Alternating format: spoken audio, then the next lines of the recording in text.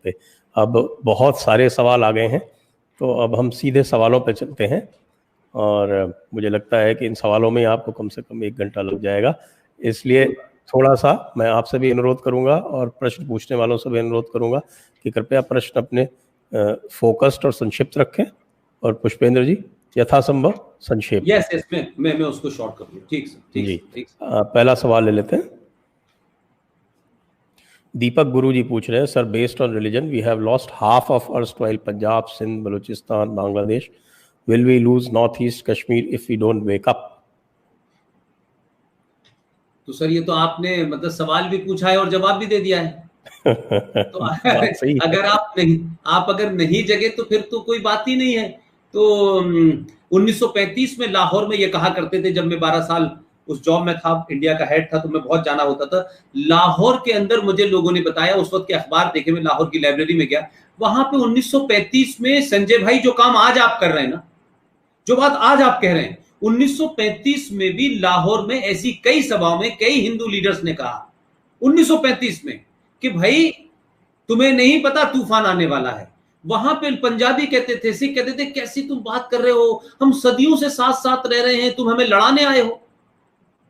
और 1935 में कह रहे थे, 1947 में भगवान राम के जो बच्चे थे, उनका शहर जहां दिवाली मनाई जाती थी, जो लव कुश के नाम से लाहौर जाना जाता था, आज वो खाली हो गया। यही 1990 से पहले कश्मीरी पंडितों को भूत सवार था कि सब है भाई भाई। तो भाई अगर आप नहीं जागेंगे तो क्या होगा? और 1920 में, आखिरी बात कहता हूं इस सवाल के, 1920 में भारत के तथाकथित राष्ट्रपिता को ये बीमारी सवार हो गई थी कि मुसलमानों का दिल जीतना था। मोहम्मद अली जौहर अली लेके आए वहां से कि साहब हमें टर्की की जो हमें खलीफा मूवमेंट है उसको समर्थन करना है। ये गांधी जी के शब्द हैं कि हम खिलाफत मूवमेंट को सपोर्ट करेंगे तो भारत के मुसलमानों का दिल जीतेंगे और फिर मुसलमान भारत के स्वतंत्रता आंदोलन में बहुत हिस्सा लेंगे। 1920 में ये कह रहे थे, 27 साल में देश इस धर्म के मजहब के नाम पे पट गया। तो इसलिए भाई जो बात आपने पूछी है, आप नहीं जागेंगे तो कोई दूसरा नहीं आएगा। और सरकारें और राष्ट्र के बीच में फर्क करना सीखें। स्टेट अलग होती है, नेशन अलग होता है। जो स्टेट होती है वो सरकार चलाती है, समाज राष्ट्र बचाता है। इसलिए मुझे और आप सबको आज का अपना कुछ देना पड़ेगा, सुख देना पड़ेगा, पैसा देना पड़ेगा, समय देना पड़ेगा, तब आने वाली जनरेशनों के लिए हम कुछ सुरक्षित कर पाएंगे। अगला प्रश्न है, अभिमन्यु मोहिते जी पूछ रहे हैं, ओवैसी और उसके थर्ड क्लास चमचे जो फतावा आलमगीरी में विश्वास करते हैं, क्या ऑपरेशन पोलो 2.0 करने का वक्त आ गया है? देखिए, ऑपरेशन तो बहुत सारे हो रहे हैं, ऐसी बात नहीं है। पहला ऑपरेशन जो इस देश में सफल हुआ है संजय भाई, और जो हमारे साथी ने, चेतन साहब ने जो सवाल पूछा है, पहला ऑपरेशन, मैं ये मानता हूं, मैं फिर कह रहा हूं कि मेरा किसी राजनीतिक दल से कोई मेरा लेना देना नहीं है। आपने पहली बार आजाद भारत में जो चिंताएं, जो आपके अंदर गुस्सा है, जो नाराजगी है, जो आपके सामने एक तस्वीर बनी हुई है, आप मुझे बताइए, अपने दिल पे हाथ रख के हम सब लोग पूछे कि 2014 से पहले क्या हमने कभी भारत राष्ट्र को ध्यान में रखते हुए, सनातनी होते हुए कभी वोट दिया था? हमने यादव होके वोट दिया, ठाकुर होके वोट दिया, पंजाबी होके वोट दिया, बिहारी होके वोट दिया, यादव होके वोट दिया, ब्राह्मण होके वोट दिया। तो आपकी सरकारों ने वही किया। जब आप पहली बार सनातनी बनने का बोध हुआ तो 2014 में आपने सरकार चुनी, बहुमत से चुनी, और फिर 2019 में कहा कि हम तुम्हें भागने नहीं देंगे, इसका मौका नहीं देंगे कि हमारे पास बहुमत नहीं था। तुम्हें 282 दिए, हमने 303 दे दिए। लिहाजा आज ऑपरेशन तो 2014 में भारतीय समाज ने शुरू कर दिया। अब जिनको बिठाया उनको भी यह पता है कि हमें जिस काम के लिए भेजा है, सड़कें वड़कें बनाने नहीं भेजा हमने आपको।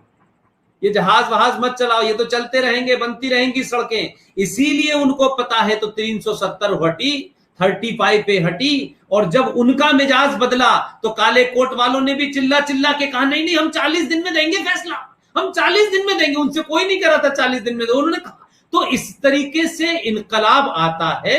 आप आज इस दबाव को 1000 साल तक बनाएं, 1000 साल तक इसी दबाव को बना के रखें, तब जाकर के ये लड़ाई लड़ी जाएगी।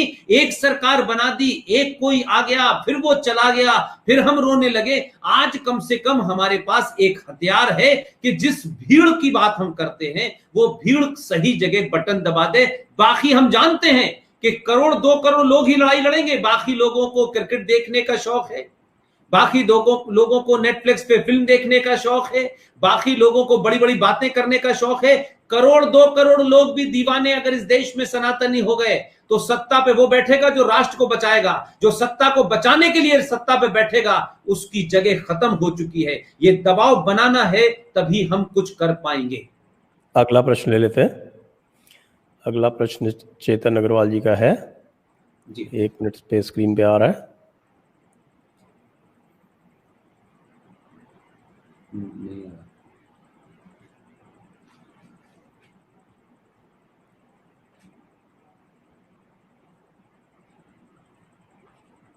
स्वप्निल मालगांवकर जी पूछ रहे हैं, सर सिविल वॉर के बाद इंडिया का कौन सा हिस्सा हमें इस्लामिस्ट को देना होगा, केरला या वेस्ट बंगाल? देखिए, इस प्रश्न में जीत का स्वर और उत्साह कम है और हार की ध्वनि ज्यादा सुनाई दी मुझे। अब जब युद्ध होगा ही और सिविल वार होगी ही, तो हम ये सोच के सिविल वार लड़ेंगे कि केरला भी देना होगा या बंगाल देना होगा। अगर आप इस मानसिकता से देश में कोई लड़ाई में शामिल होते हैं, युद्ध में शामिल होते हैं, वो युद्ध बौद्धिक भी हो सकता है, वो हथियारों का भी हो सकता है, वो सेना का भी हो सकता है। किसी भी युद्ध में उतरने से पहले अगर आपने ये सोच लिया है कि हमें ये मिनिमम देना पड़ेगा या हम ये देने के लिए राजी होंगे, आप लड़ाई नहीं जीत सकते। आप जिस वक्त ये सोचेंगे कि अगर सिविल वॉर हुई तो कोने कोने पे जगह जगह जो जहां जिस हैसियत में है उस जगह अपनी हैसियत, योग्यता और सामर्थ्य के हिसाब से वो उस युद्ध को लड़ेगा, तो लाहौर भी आपका होगा, कराची भी आपकी होगी और बांग्लादेश भी वापस आएगा। लेकिन अगर आप ये सोच के लड़ेंगे कि बंगाल तो निकल ही चुका है आपके हाथ से, इस मानसिकता से दुनिया में कोई लड़ाई नहीं लड़ी जा सकती। मैं मानता हूं, मेरा पूरा यकीन है और मैं सनातनियों को यकीन दिलाना चाहता हूं, देश भर में जितना गुस्सा है, देश भर में जो अवेयरनेस आपने क्रिएट की है, अभी सिर्फ यहां पर सोचना शुरू किया है। 100 करोड़ सनातनियों में से 5 करोड़ लोगों ने जहन ठीक कर लिया, 95 करोड़ आपके पीछे चलने लगेंगे। इसीलिए आज भारत के अंदर जो माहौल बदला है, ये संजय दीक्षित जी रात के 10 बजे यूं ही प्रोग्राम नहीं कर रहे, जो इस देश को छोड़ करके पैसा कमाने गए थे वो भी इस वक्त सुन रहे हैं, उनको भी चिंता हो रही है। वो देख रहे हैं कि अमेरिका में क्या हो रहा है, 3 नवंबर को वहां चुनाव होने वाला है। हमने नहीं सुना कि कभी भारत के अंदर इस बात की चिंता हो कि अमेरिका में कौन जीतेगा, लेकिन आज हिंदुस्तान में जिससे बात करता हूं वो कहता है कि अमेरिका में ट्रंप का होना जरूरी है। अगर वहां ट्रंप है तो हमारा ट्रंप ठीक ठाक काम करेगा। लिहाजा ये जो अवेयरनेस है, ये जो पॉलिटिकल अवेयरनेस है, इसलिए मैंने कहा अमेरिका में बैठा हुआ हिंदू, पाकिस्तान के किसी कोने में बैठा हुआ हिंदू, अरुणाचल प्रदेश में बैठा हुआ हिंदू, अमेरिका से लेके दुनिया हर को लड़ाई लड़नी है। हर एक पे पास हथियार है, किसी के पास पैसा है, किसी के पास समय है, किसी के पास ज्ञान है, कोई बात कह सकता है, कोई भाषण दे सकता है, तब जाकर समग्रता में इस लड़ाई को लड़ेंगे। लिहाजा मेरे भाई, स्वप्निल भाई, अपने दिमाग से ये निकाल दीजिए कि अब कुछ देना है। दे चुके हैं, बहुत कुछ दे चुके हैं, ये देने की मनोकामना से बाहर निकलिए, लेने की बात करिए, अब कुछ नहीं देना है। अगला प्रश्न, ये प्रश्न क्या है, ये तो एक संदेश है। My first teacher Pushpendra ji and second teacher Sanjay ji, great to see both my gurus together. धन्यवाद बहुत बहुत चेतन जी, और धन्यवाद आपको। कुछ दिन बाद आरएसएन सिंह साहब भी आएंगे तो तीसरे गुरु होंगे उनके। I'm just joking, sir. ये अगला सवाल है Pushpendra ji, doctor Swami work so much for Hindus like you, fights for temple freedom and other issues, then why are you against him? मुझे ये समझ नहीं आया, ये विषय मुझसे कई बार लोगों ने पूछा कि स्वामी जी के बारे में मेरी क्या राय है। भाई मैंने तो कभी उनके बारे में कुछ नहीं कहा।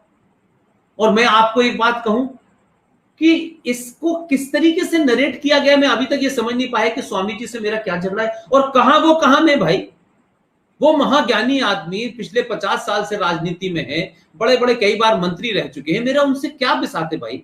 लेकिन मैं एक आम भारतीय की हैसियत में, जिसके पास ना सत्ता की ताकत है ना पैसे की ताकत है, मैंने सिर्फ इतना ही कहा कि भाई आप किसी टेलीविजन पे जब गलवान वैली के अंदर भारतीय सेना 2-2 हाथ कर रही है और इस देश में 30-35 करोड़ रेडीमेड एंटी इंडिया और कुछ लिबरल और कुछ फ्रीडम ऑफ स्पीच के मानने वाले सुबह शाम भारत की आर्मी को नीचा दिखा रहे हो, आर्मी पे सवाल उठा रहे हो, आर्मी का मनोबल गिरा रहे हो, तब कम से कम एक ऐसे मैच्योर लीडर से एक टेलीविजन की डिबेट में बैठ के कहते हैं कि 1962 से लेके कुछ नहीं बदला है और हमारी सेनाएं जो है उनकी हालत 1962 जैसी है, और भारत के आप जो भी नेतृत्व में बैठा है आप उस पर सवाल खड़ा कर रहे हैं।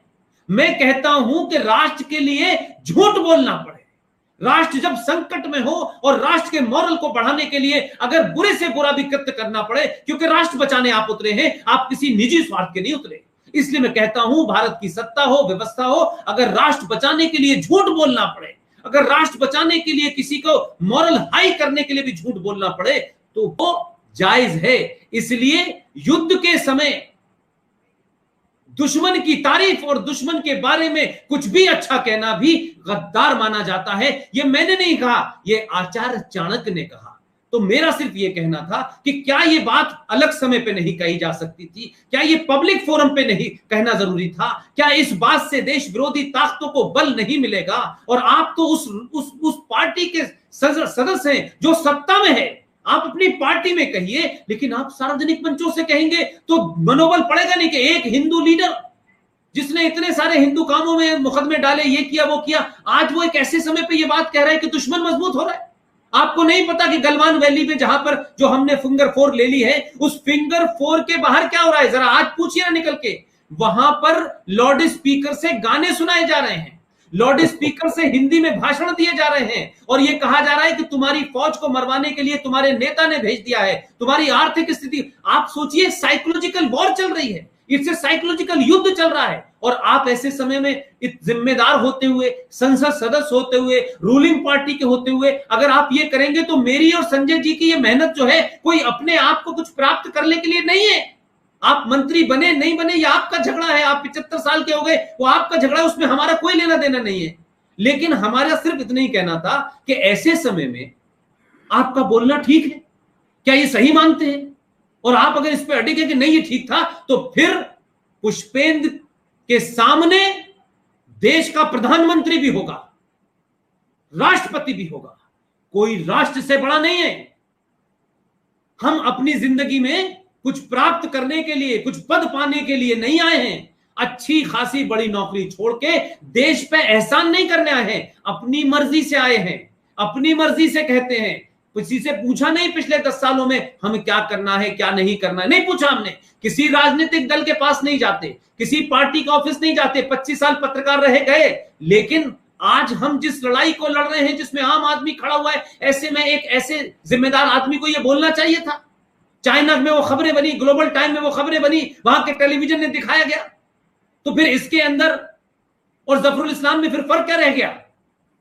इसलिए चीजों को समझिए, न किसी का विरोध है, न किसी के खिलाफ हूं, और मेरी क्या हस्ती है मैं उनके खिलाफ हूंगा, मेरा क्या लेना देना है, वो कहां है। और मैंने बात ये कही थी तो नाम तक नहीं लिया था मैंने उनका, बहुत सारे लोग हैं। लेकिन ये प्रश्न जो है आपका, आपको अगर ऐसा लगता है तो आपके मन में इस तरीके का कोई भाव नहीं होना चाहिए। और जहां तक लड़ाई की बात है, मंदिरों के ऊपर लड़ाई जो है, हमारे साईं दीपक साहब कोर्ट में जाके लड़ रहे हैं, और भी लोग लड़ रहे होंगे, मैं ये नहीं कहता। 35 पे हम अकेले ने लड़ाई लड़ी, हमारे कई साथी थे।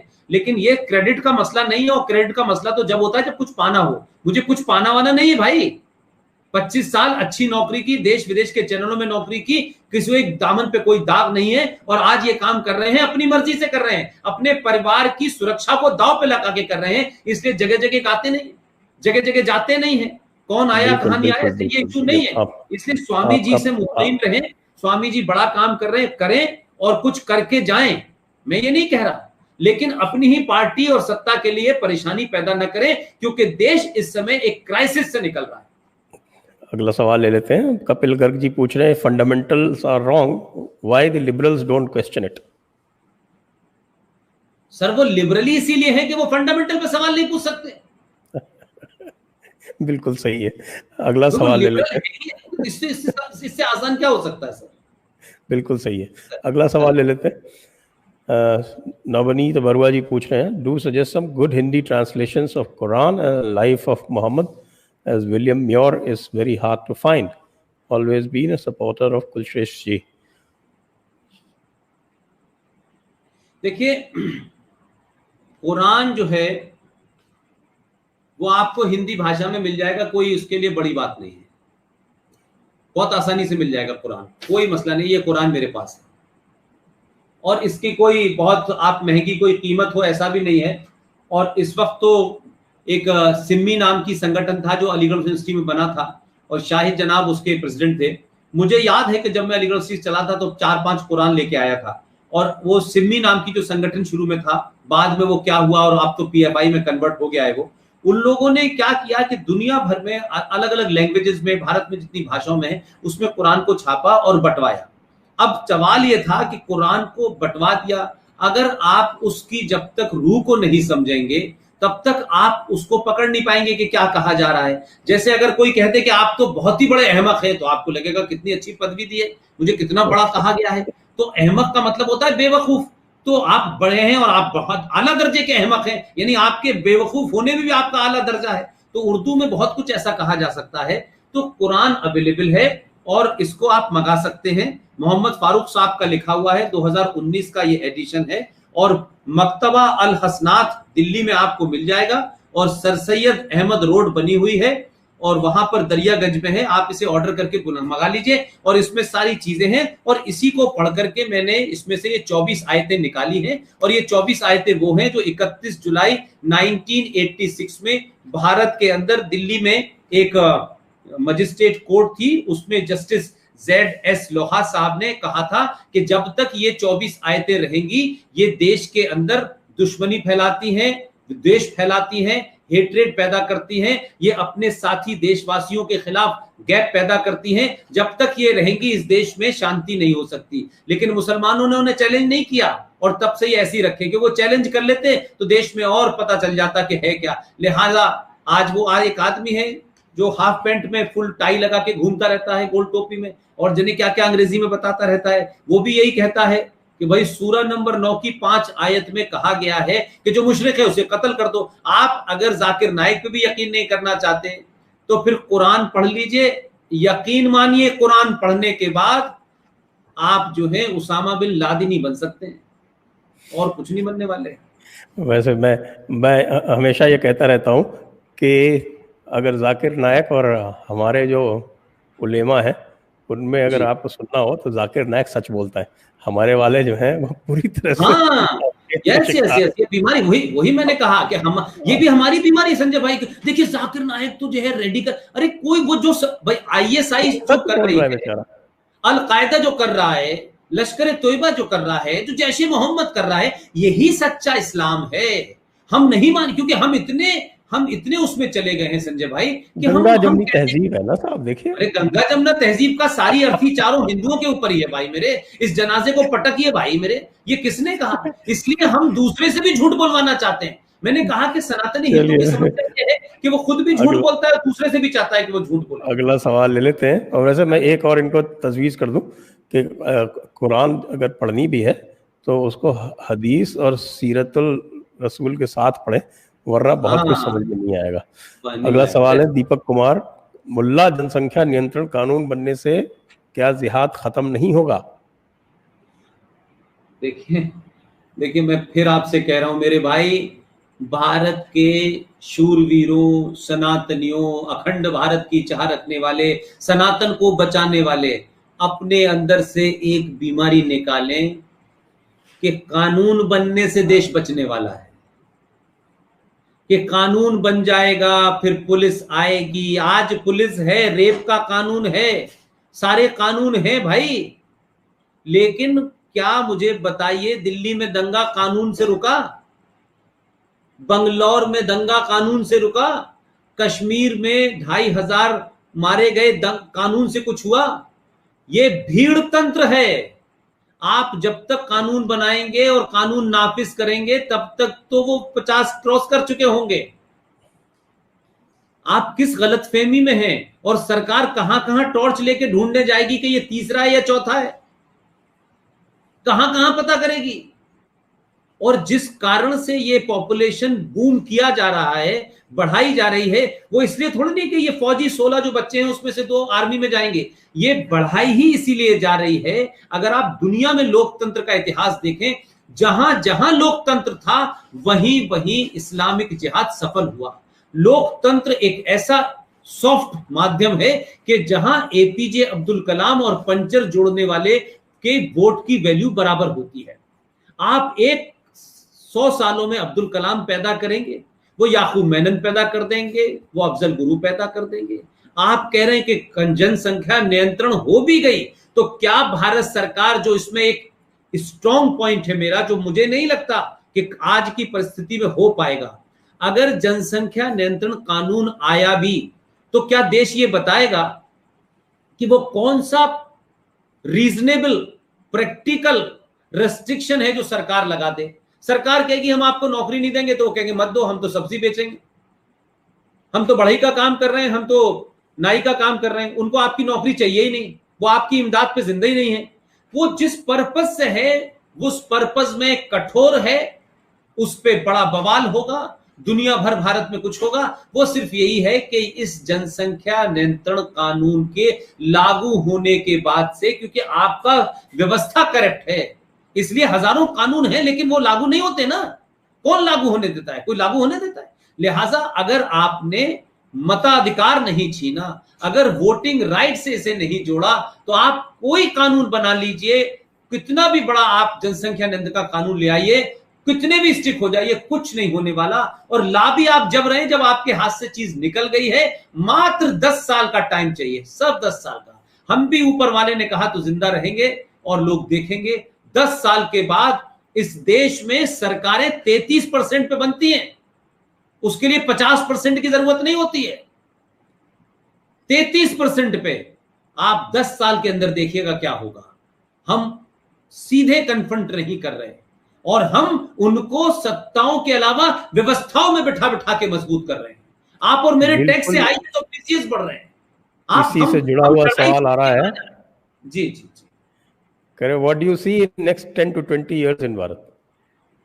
सर, मैं अगले 10 साल के अंदर ये देखता हूं कि ये जो भीड़ तंत्र है, जो अभी बंगलौर में 100 गाड़ियां जला देगा,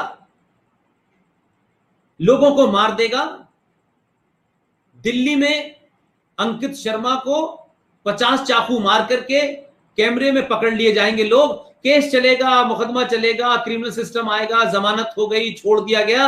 ये भीड़ तंत्र जिसमें इंटेलेक्चुअल, पढ़ा लिखा, बहुत महान खिलाड़ी, शिकारी, एंडटर, कंडक्टर सब शामिल हैं, ये आपके घर में घुस के शाम को पूछने वाले हैं कि आप बाहर आइए, आप बहुत दिन हो गए, बहुत रह लिया, अब इस राष्ट्रपति भवन के अंदर निकलिए बाहर आप यहां से। और आप कुछ कर नहीं पाएंगे। आप कहेंगे पुलिस को बुलाओ, पुलिस नहीं आने वाली।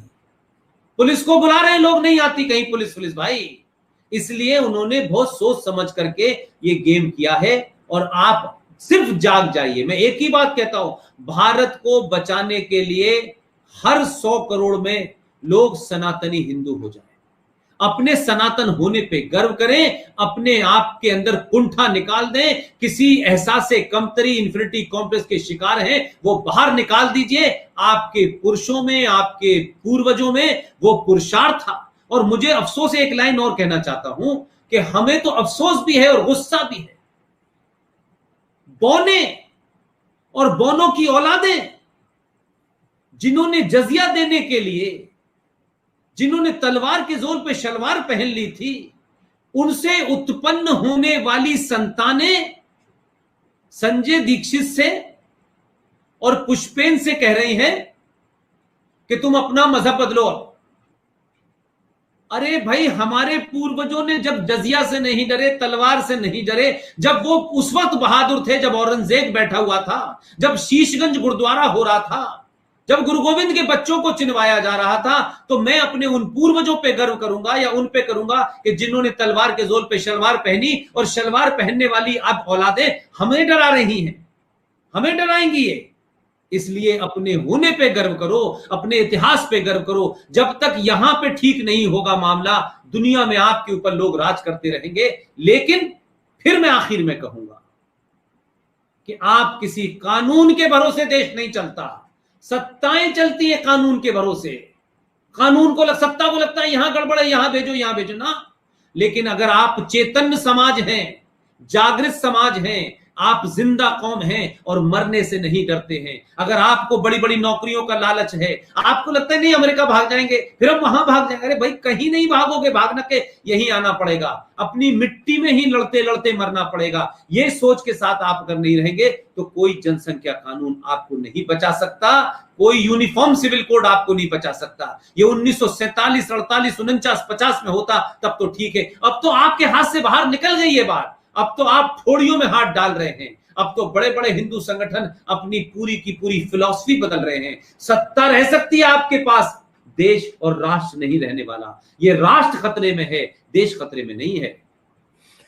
पुष्पेंद्र जी, हमारा कंट्रोल रूम बोल रहा है कि कोई 60-70 सवाल और हैं, तो अब हमें इसमें थोड़ा सा संक्षेप में जवाब देना। मैं तो संक्षेप में दे दूंगा, मैं तो कोशिश करता हूं कि एक सवाल में कई जवाब दे दूं ताकि लोगों के जवाब मिल जाए, मेरी कोशिश ये भी होती है। अगला तो ये प्रश्न नहीं है, ये तो एक अनुरोध है कि पुष्पेंद्र सर कृपया बार बार आए आप जयपुर डायलॉग्स पे, ये मुझे लगता है सभी की अंतर्ध्वनि है।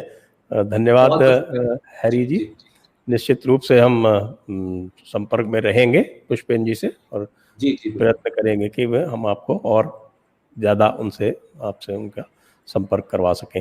अगला सवाल है Manu Kapil, Pushpendra ji, I am fan of you, how Sanatani will get United?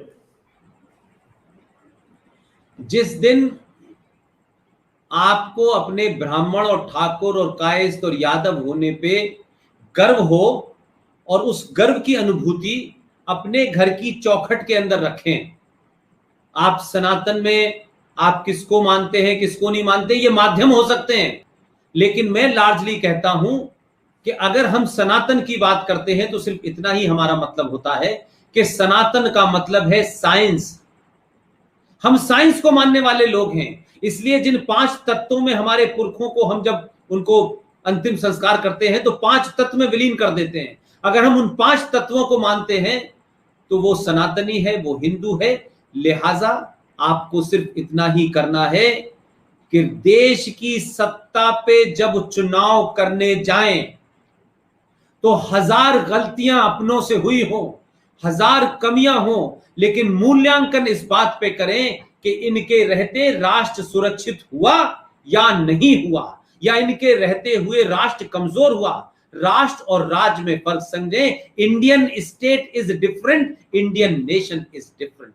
इसलिए मैंने बार बार कहा कि इंडियन स्टेट और इंडियन नेशन में फर्क समझिए। लिहाजा जो इस राष्ट्र को मजबूत कर रहे हैं, जो इस राष्ट्र में बने हुई दीमक को हटाने के लिए लड़ रहे हैं, उनके साथ खड़े होइए। उनका रंग क्या है, जाति क्या है, ये भूल जाइए और अपनी जाति की पहचान को घर के अंदर रखिए। घर से बाहर निकलते वक्त सिर्फ आप एक सनातनी हैं और रफीक भाई की सिवैयां खाने से बार बार सिवैयां खाइए, गले लगाइए।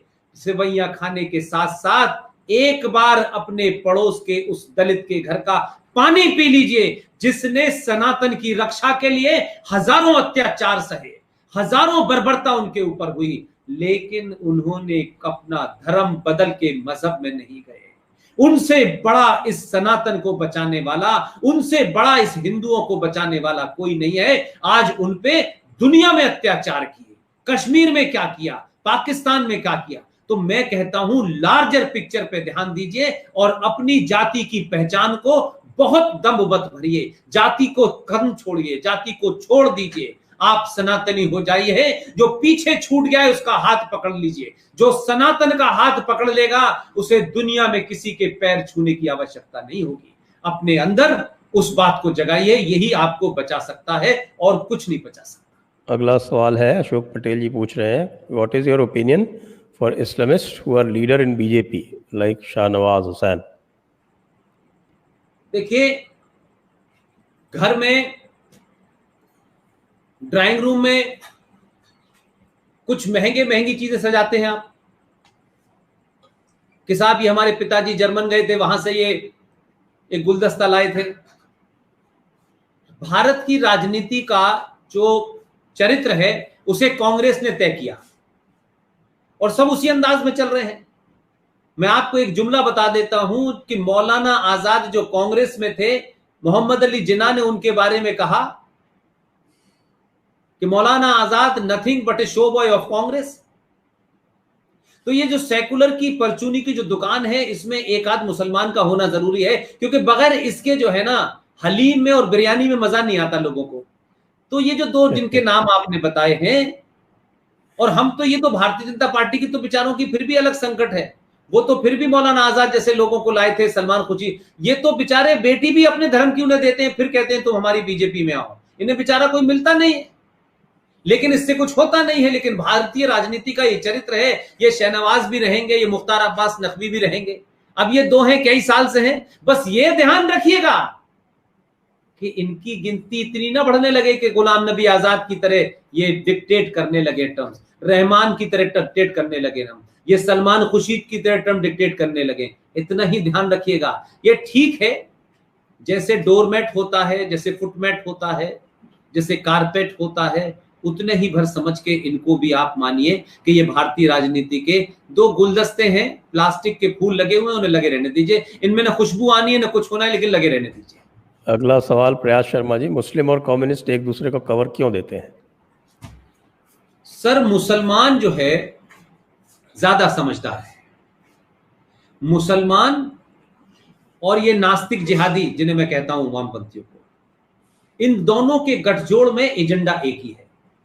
एक कहता है कि सत्ता बंदूक की बैरल से निकलती है, दूसरा कहता है सत्ता तलवार के जोर पे ली जाती है। उनके यहां कोई डेमोक्रेसी का कंसेप्ट नहीं है। तो चाइना का तो जो आदमी जिंगपिंग चिंग है, जो भी, वो आजीवन के लिए राष्ट्रपति है। तो इन दोनों में अलग अलग समय पे अपने ज्वाइंट, अगर इनका दुश्मन मजबूत होता है तो ये एक साथ खड़े होते हैं। आप देखिए कि रशा के साथ में कम्युनिस्टों के खिलाफ थे। उस जमाने पाकिस्तान में जो नारे लगते थे वो ये कहा जाता था कि हमें अहले किताब का साथ देना है या सुर्ख झंडे का देना है। सुर्ख झंडा मींस सोवियत यूनियन और अहले किताब का मतलब हुआ अमेरिका। तो आप तालिबान पैदा हुआ कम्युनिस्टों से लड़ने के लिए हुआ, लेकिन ट्रेजेडी देखिए, आज वही मुल्क चाइना के साथ बैठा हुआ है, क्योंकि उन्हें लगता है कि चाइना भारत के सनातनी हिंदुओं को पीट सकता है, ताकतवर है, तो उन्होंने उससे हाथ मिला लिया। लेकिन दोनों एक दूसरे से अलग हैं। इस्लाम के मानने वाले कम्युनिस्ट कंट्री में जाके कन्वर्ट नहीं करते, और कम्युनिस्ट जो है इस्लामिक कंट्री में जाके रह नहीं सकते। ये हम ही एक ऐसा जगह है जहां मदर टेरेसा भी आती हैं, दया उन्हें यही नजर आती है, और हमारे यहां फादर भी यहीं आ जाते हैं। अच्छा खासा जो घर का फादर है, जिसे हमने बताया कि ये फादर है, जिसे हमारी मां ने कहा कि ये तुम्हारा फादर है, हम उसे फादर मानते हैं, लेकिन हम अपने बच्चे को वहां भेज देते हैं जहां एक और फादर होता है। बच्चा बेचारा कंफ्यूज हो जाता है, ये वाला फादर है या ये वाला फादर है। वो फादर उसकी 8 घंटे ब्रेन वॉश करता है, और इस फादर को घर वाले को फुर्सत नहीं है। लिहाजा इन दोनों का गठजोड़ समय, उस समय की परिस्थिति के हिसाब से होता है। अगर ये इतने ही साथ होते तो फिर बात ही क्या थी। एक को इसलिए मार दिया गया, उसने कहा कि सूरज घूमता है कि धरती घूमती है, इसलिए मार दिया गया। दूसरे को इसलिए मार दिया गया कि उसने कहा जमीन गोल नहीं चपटी है, वो कहते नहीं चपटी है। जिसने कहा गोल है उसे मार दिया गया। दोनों की हरकतें एक ही है। सही है। अभी अभी हमारे आपके बरेलवी सेक्ट के फाउंडर हमारे अहमद रजा बरेलवी साहब ने 3 जिल्द की किताब लिखी, 3 वॉल्यूम की, ये सिद्ध करने के लिए कि धरती चपटी है, गोल नहीं है। अगला प्रश्न ले लेते हैं। पित्रे जी पूछ रहे हैं कि अल्लाह के इस्लाम और मुल्ला के इस्लाम में क्या फर्क है? देखिए, अल्लाह का इस्लाम जो है और मुल्ला के इस्लाम में ये एक नैरेटिव क्रिएट किया गया है, और हम जैसे लोगों ने नहीं किया। ये राजनीतिक दलाल जो है इस देश के अंदर, जो सरकारी स्पॉन्सर्ड पार्टियों स्पॉन्सर्ड वाले जो हिंदू होते हैं ना, उन्होंने क्या किया कि भाई देखिए ये जो है ना, ये जो बेग है, रहमानी है, शैतानी है, जो टेलीविजन पे आता है, ये बदतमीज लोग हैं, ये खतरनाक लोग हैं, और ये मुल्ला ऐसी बातें करता है जो दो मजहबों के बीच में, दो धर्मों के, लेकिन कुरान कहता है कि एक इंसान का कत्ल इंसानियत का कत्ल है। तो कुरान को बचाना होता है तो मुल्ला को गाली दे देते हैं, और मुल्ला को खुला छोड़ रखा है। मुल्ला कहता है कि किताब में लिखा है, किताब कहती है ये लिखा है। तो ये एक दोनों के बीच में एक खेल चल रहा है। दोनों का इस्लाम सेम है, लेकिन उन्हें मुल्ला जो जाहिल है, जो कुछ पढ़ के नहीं आया है, वो जगह जगह अपने हिसाब से क्या परिस्थिति होती है वहां वो ये कहने लगता है। इसीलिए आप देखें कि जम्मू कश्मीर का शहर मुफ्ती नजरुल इस्लाम टेलीविजन पे बैठ के ये कहता है, क्योंकि वो जिस जगह रह रहा है वहां उनकी मेजोरिटी है, ताकत है, सत्ता है, व्यवस्था है, और विदेशी ताकतें उनके साथ हैं। वो कहता है कि जब 7 करोड़ थे तो हमने पाकिस्तान ले लिया था, अब तो हम 22 करोड़ हैं, अब हम पाकिस्तान लेंगे। लेकिन वो कह सकता है, लेकिन अलीगढ़ का, आजमगढ़ का मुल्ला ने ये नहीं कहेगा, उसको मालूम है कि हमारी गिनती अभी कम है। तो मुल्ला के इस्लाम और अल्लाह के इस्लाम में कोई फर्क नहीं है। ये एक पॉलिटिकल जुमला है कि यहां अल्लाह का इस्लाम चलेगा। अरे अल्लाह के इस्लाम का मतलब होता है निजाम मुस्तफा, उसमें डेमोक्रेसी नहीं होती, उसमें बोलने की इजाजत नहीं होती, उसमें एक बार आए तो जाने का रास्ता बंद, उसमें डिबेट नहीं है। तो अल्लाह और मुल्ला का इस्लाम में कोई फर्क नहीं है भाई मेरे। आप समझिए अल्लाह कौन है और मुल्ला कौन है। मुल्ला इज द सोल्जर ऑफ अल्लाह।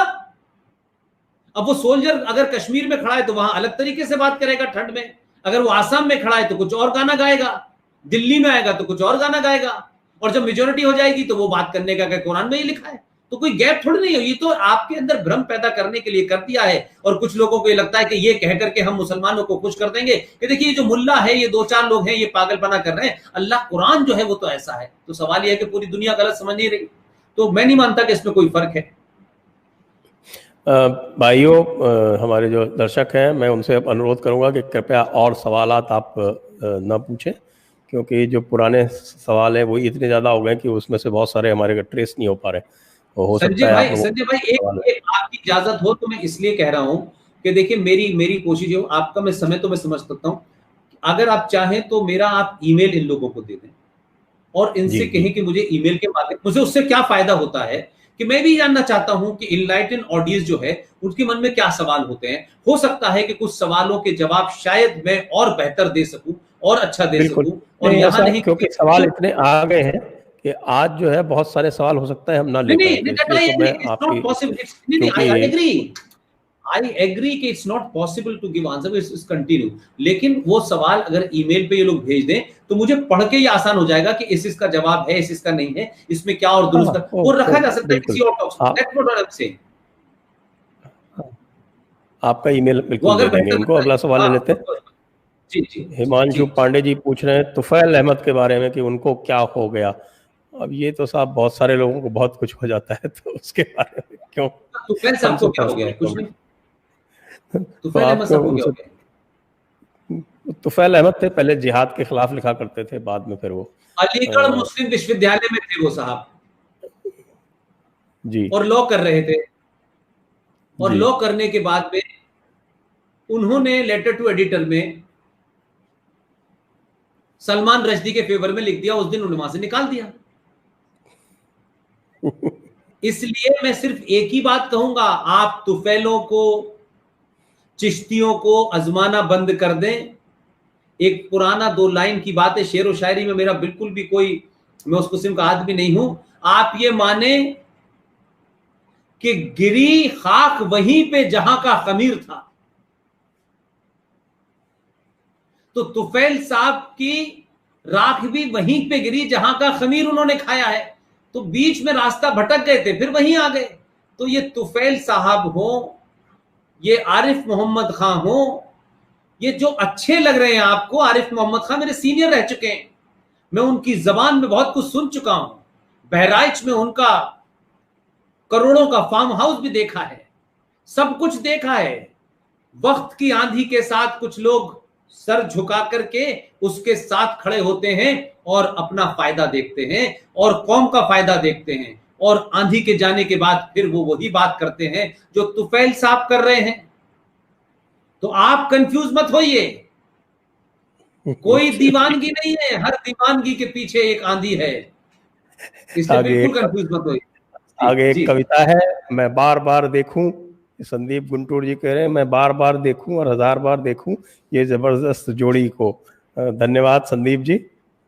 और फिर उसके बाद फिर Ujjwal Sharma ji, how will be able to get the Kashi Vishwanath mandir legally. ये बहुत लंबा चौड़ा सवाल हो जाएगा। ये देखिए, ये जो मैं फिर कह रहा हूं भाई, आप अगर सच मानिए यार, अपने देखिए मैंने कहा कि हम सब लोग हो सकता है कि एक पर्टिकुलर सोसाइटी से बिलोंग करते हो, तो लेकिन आप भी सोचें, क्या बाबरी मस्जिद और राम मंदिर का फैसला सुप्रीम कोर्ट ने दिया है? अगर 6 दिसंबर 1992 ना होता तो सुप्रीम कोर्ट फैसला किस पे देती? क्या खुरपी से खोद करके जड़ में से जाके कहते हैं आर्कियोलॉजिकल वालों से कि इसके हमें डिटेल निकाल? अरे तो वो तो बेचारे अडवाणी जी से लेकर के कल्याण सिंह ने सुप्रीम कोर्ट के लिए रास्ता हल कर दिया कि जल्दी फैसला दे दो, नीचे से हमने अवशेष निकाल दिए। सुप्रीम कोर्ट अगर ये खड़ी होती, दुनिया की कोई ताकत भारत के अंदर, इतने अपोलॉजिस्टिक हमारे यहां जुडिशरी है, कभी फैसला नहीं आता। बिल्कुल। इसलिए कानून वानून से मत करिए। मैं फिर कह रहा हूं, हाँ आप ये जरूर पूछ सकते हैं भाई कि दुनिया में गंगा जमुना तहजीब और सेकुलरिज्म का फ्रॉड हमने नहीं देखा। ऐ मेरे मुसलमानों, कौन सी ऐसी दुनिया में मस्जिद है जिसका तुमने नाम रखा है ज्ञान व्यापी मस्जिद? मस्जिद और ज्ञान, कितना बड़ा कंट्रडिक्शन है। ज्ञान से मस्जिद का क्या, लेकिन ज्ञान व्यापी मस्जिद, अल्हम्दुलिल्लाह, वाह वाह, क्या सेकुलरिज्म है, क्या गंगा जमुना तहजीब है। महादेव को तोड़ के इधर रख दिया, मस्जिद बना दी और कह रहे हैं ज्ञान व्यापी मस्जिद। अरे भाई 30,000 मंदिर तोड़े उन्होंने। आप साहब, गंगा जमुना तहजीब है, गंगा जमुना तहजीब में सिर्फ मंदिर ही तोड़े जाते हैं, मस्जिद नहीं तोड़ी जाती। और हर मस्जिद के ऊपर एक गुम्मद बना दी जाती है और कहते हैं देखो ये गंगा जमुना तहजीब है। भाई साहब, समय आ गया है, कुछ लोगों को जान देनी पड़ेगी। बगैर मरे इंसान इंडिविजुअली मर जाता है तो उसे स्वर्ग नहीं मिलता है, स्वर्ग पाने के लिए मिलना पड़ता है। अगर आप इस भारत भूमि को, सनातन संस्कृति को जिंदा रखना चाहते हैं तो कुछ लोगों को जान देनी होगी, और ऐसी कभी जरूरत पड़ी तो हम तमाम सारे लोग मौजूद हैं। हम इस इंतजार में नहीं होंगे कि जान हम देंगे सत्ता कोई और लेगा। सत्ता में जो आएगा आता रहेगा। कौमें वही जिंदा होती हैं जो मरने से नहीं डरती और जो कानून का इंतजार करती हैं। तो भाई साहब 150 साल बाद हुआ है। मैं तो संजय भाई आपके माध्यम से एक बात पूछना चाहता हूं, 100 करोड़ हिंदुओं से पूछना चाहता हूं, राष्ट्रवादियों से पूछना चाहता हूं, चेतन समाज हिंदुओं से पूछना चाहता हूं, सनातनियों से पूछना चाहता हूं, आज 150 साल के बाद आपने एक राम जन्मभूमि ली है, आप बड़े धूमधाम से मंदिर बना रहे हैं। भाई आपने अगर ये विचार नहीं किया कि हमने सोमनाथ का मंदिर तोड़ने के लिए करोड़ों लोग नहीं आए थे, ज्ञान व्यापी मस्जिद के लिए लाखों लोग नहीं आए थे। अगर आप राम मंदिर बना रहे हैं, आप बहुत भव्य बनाएं, मुझे उसकी चिंता नहीं है। आप ही के दौर में इस वक्त लोग कह रहे हैं कि आज अंधेरा है, सुबह होगी तो मेरी होगी, जिस दिन मेरी गिनती होगी हम इसको तोड़ देंगे। आपके सामने कह रहे हैं, मुझे नहीं पता 15-20 साल के बाद ये पंचर वाले जब उठेंगे तो इन्हें ना नौकरी खोने की चिंता होगी, ना अमेरिका का वीजा मिलने ना मिलने का डर होगा। इसमें से 10-20 मारे जाएंगे तो बकौल इस कुरान शरीफ के, अगर लड़ते लड़ते मरे तो जिनको मारोगे उनकी औरतें और उनकी प्रॉपर्टी तुम्हारे लिए हूरें होंगी, और मर गए तो अल्लाह मियां ने ऊपर बार भी खोल रखा है और बार बालाएं भी खोल रखी है। तो मरने में भी फायदा है और मार के रहने में भी जिंदा में फायदा है। आप मुझे बताइए, ये राम मंदिर 25-30 साल के बाद सुरक्षित कैसे रहेगा? पुलिस से, कानून से? भाई साहब किसकी गलतफहमी में रह रहे हैं? सरकारें चली जाती हैं, ताज उड़ जाते हैं, कोई जुडिशरी, कोई कानून नहीं बचाने आता। अगर बचाता तो आज इस देश का ये हाल नहीं होता। लिहाजा मैं नहीं मानता कि आपको कानून से चाहिए, कानून से कभी कुछ मिलता नहीं है मेरे भाई, ये भी कानून से नहीं मिली है आपको। अगला प्रश्न है, ये प्रश्न नहीं है, ये भी एक ऑब्जर्वेशन है। पुष्पेंद्र संजय जी, आपने तो निरुत्तर कर दिया, सभी प्रश्नों का उत्तर मिल गया। जय भारत। आपको बहुत बहुत धन्यवाद मृदुल जी। अगला प्रश्न ले लेते हैं।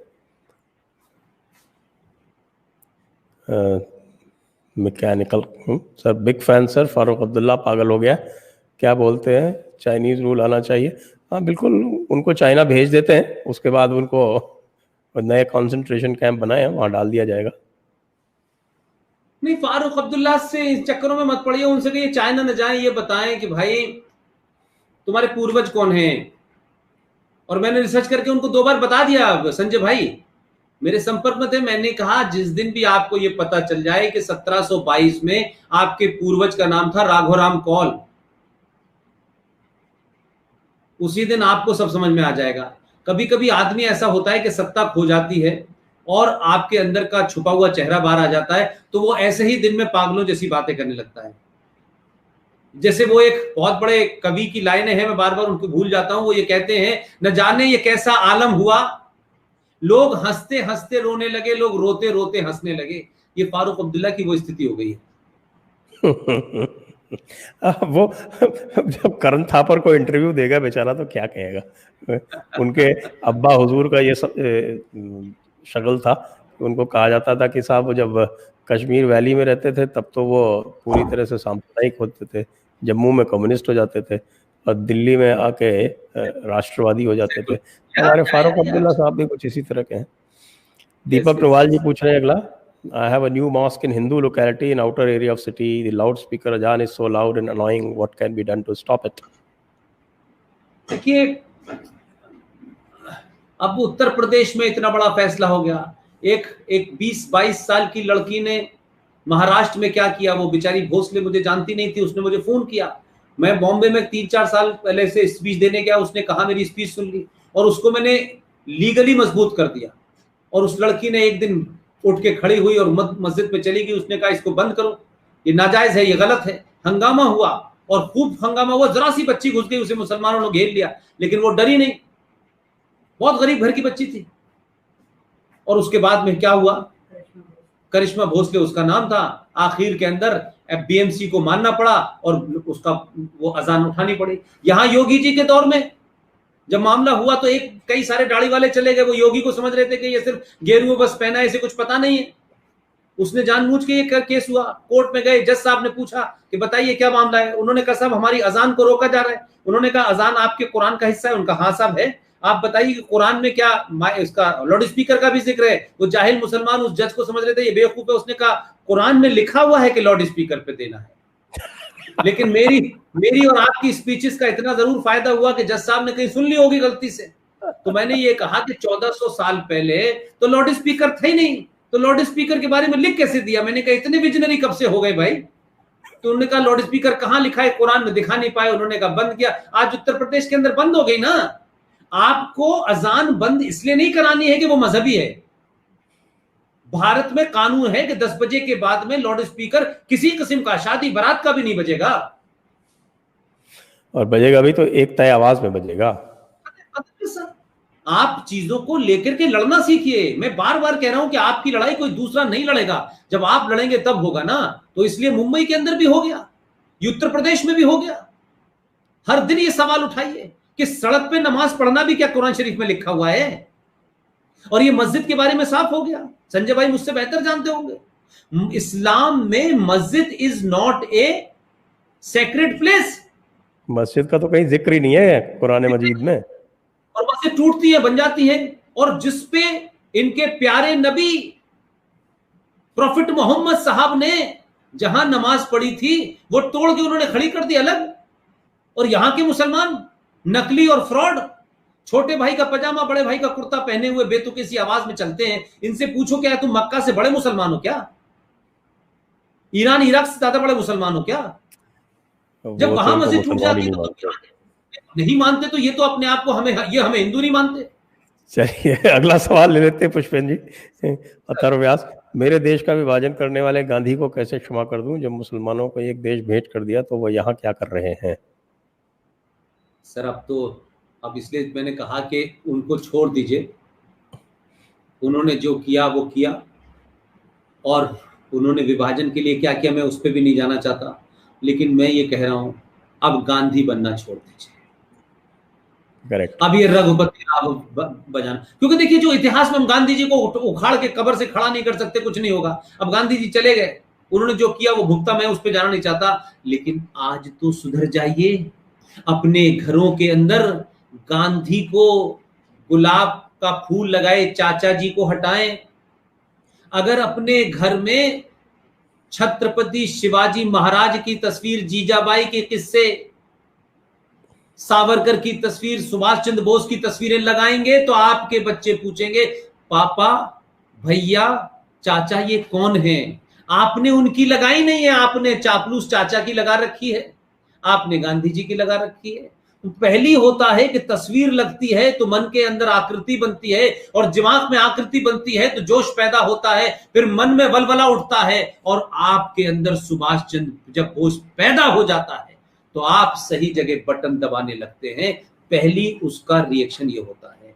अपने सामने से गलत नैरेटिव को हटाइए, गलत बातों का झूठ बोलना बंद कर दीजिए, सच को सच कहिए, बच्चे को बहादुर बनाइए, और आपका यकीन है कि जो पैदा हुआ है उसका जाना निश्चित है, तो दुनिया की कोई ताकत नहीं रोक सकती। बड़े बड़े चले गए, लेकिन अभी भी कुछ लोग बैठे हुए हैं। जिसको जाना है वो चला जाएगा। मरने से मत डरिए और न डराइए अपने बच्चों को, मत डराइए। आपके बचाने से आपका बच्चा, आपके बचाने से आपके पिताजी नहीं है। जिसकी जब तय है वो 100% है, जगह भी तय है, समय भी तय है, कोई बता के नहीं आएगा।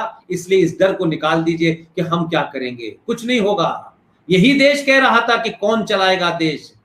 नेहरू से पूछा कि हु आफ्टर नेहरू, देश चला, उसके बाद चला। और इस विघटन काल के अंदर भी एक आके आ गया सन्यासी, अब उसने सबको लपेट दिया है। उसकी समझ में नहीं आ रहा है कि इससे बात कहां से करें, इसलिए इससे मत डरिए। अगला सवाल ले लें। पुनीत भार्गव जी आपको प्रणाम कर रहे हैं, आपने नया दृष्टिकोण दिया। पूछ रहे हैं कि तुफैल जी, यानी तुफैल चतुर्वेदी जी की बात कर रहे हैं, पुष्पेंद्र जी, और आपकी तिकड़ी को सुनना बड़ा ज्ञानवर्धक होगा। क्या ये संभव है? संभव सभी कुछ है। जब अवसर होगा तब आप निश्चित आपके सामने आएंगे। अगला प्रश्न Nishikant Sharma ji. Sanatani is actually the winner against every outsider because हस्ती नहीं मिटती हमारी। ये भी इकबाल को लिया है बीच में। और शिवसेना का इलाज कब करोगे सर जी? शिवसेना खुद ही अपना इलाज कर रही है, उसके आगे करने की जरूरत क्या है? बिल्कुल बिल्कुल बिल्कुल बिल्कुल सही कह रहे हैं। देखिए वो तो उनको खुद ही तय कर लिया है कि वो इलाज करने के लिए तो निकल पड़े हैं। अब आपको जरूरत नहीं है कुछ करने की, अब तो वो करेंगे जो कुछ करेंगे। उपेंद्र जी पूछ रहे हैं कि please speak briefly about AIMIM history from Razakars. Today they play victim card, white washing history is causing us repeat past mistakes. Sir आप स्वयं जानते हैं कि वो रजाकार से आए हुए हैं। सर क्या है, मैं वही कह रहा हूं कि अगर ये बातें हमारे बड़ों ने बताई होती तो ये संकट नहीं पैदा होता। आप मुझे बताइए, जिस AIM पार्टी है, MIM पार्टी थी, अब उसके सामने दो चीजें हुई। संजय भाई जानते हैं कि जो मुस्लिम लीग हुआ करती थी भारत में, उसने पाकिस्तान बना के वो पाकिस्तान चली गई। यहां वालों ने कहा कि अब इसको इंडियनाइज करो, उसके सामने आपने ऑल इंडिया मुस्लिम लीग लगा दिया। और 1947 में ऑल इंडिया मुस्लिम लीग के ऊपर बैन लगा तो उन्होंने कहा नहीं, अब ऐसा ना हो कि इस विभाजन का गंदगी हमारे ऊपर आए, तो उन्होंने उसको इंडियन यूनियन मुस्लिम लीग कर दिया। तो ये MIM का जो रिजवी था वो तो चला गया पाकिस्तान, वो जेल में बंद था, छोड़ना पड़ा। लेकिन अब वो लोग जो खुले रूप में पाकिस्तान जाना चाहते थे ऑपरेशन पोलो के तहत, सरदार पटेल ना होते, जब वो गए नहीं तो वो पार्लियामेंट में खड़े होकर कहता है हमारे बाप दादाओं ने भारत को चुना, तुमने नहीं चुना मक्कारों। हम बता दें तो किसको झूठ बोल रहे हो, 1946 का इलेक्शन है। कभी मेरी कोई स्पीच देख लीजिएगा, मैंने 1946 का इलेक्शन जो मुस्लिम लीग ने लड़ा था कांग्रेस के खिलाफ, वो सिर्फ इस बात पर लड़ा गया था, मुस्लिम लीग का नारा था लड़ के लेंगे पाकिस्तान, मर मर के लेंगे पाकिस्तान। 1946 का उसका रिजल्ट देख लीजिएगा, उसका रिजल्ट आप देख लेंगे तो आपको समझ में आ जाएगा कि भारत का मुसलमान क्या चाहता था। इसने मुसलमान बनाने में पूरे देश में जो असेंबलीज थी उसकी 1585 सीटें थी, 492 सीटें रिजर्व थी मुसलमानों के लिए, 492 में से 429 सीटें मुसलमानों ने जीती। पूरा यूपी, पूरा बिहार, हिंदुस्तान में यूपी बिहार के मुसलमानों ने इस देश में पाकिस्तान बनाया, लेकिन कुछ गए नहीं, और जैसे ही पाकिस्तान बना ये मुस्लिम लीग वालों ने कांग्रेस ज्वाइन कर ली। इसलिए आज कांग्रेस अपने असली चेहरे में आ गई है। लिहाजा मैं ये कहता हूं कि पाकिस्तान के चक्कर में मत पड़िए, मुस्लिम लीग के चक्कर में मत पड़िए, आप MIM के चक्कर में मत पड़िए। आप असदुद्दीन को दुआएं दीजिए, असदुद्दीन को दुआएं दीजिए, अल्लाह इसको जिंदगी दे, सेहतमंद करे, क्योंकि हमारा सनातनी इसकी गाली से ही जगता है, हमारे बताने से नहीं जग पा रहा है। वो जितनी गाली आपको देगा उतने सनातनी जगेंगे। कभी कभी दुश्मन होना भी जरूरी है। जी सर, जी सर, जी सर।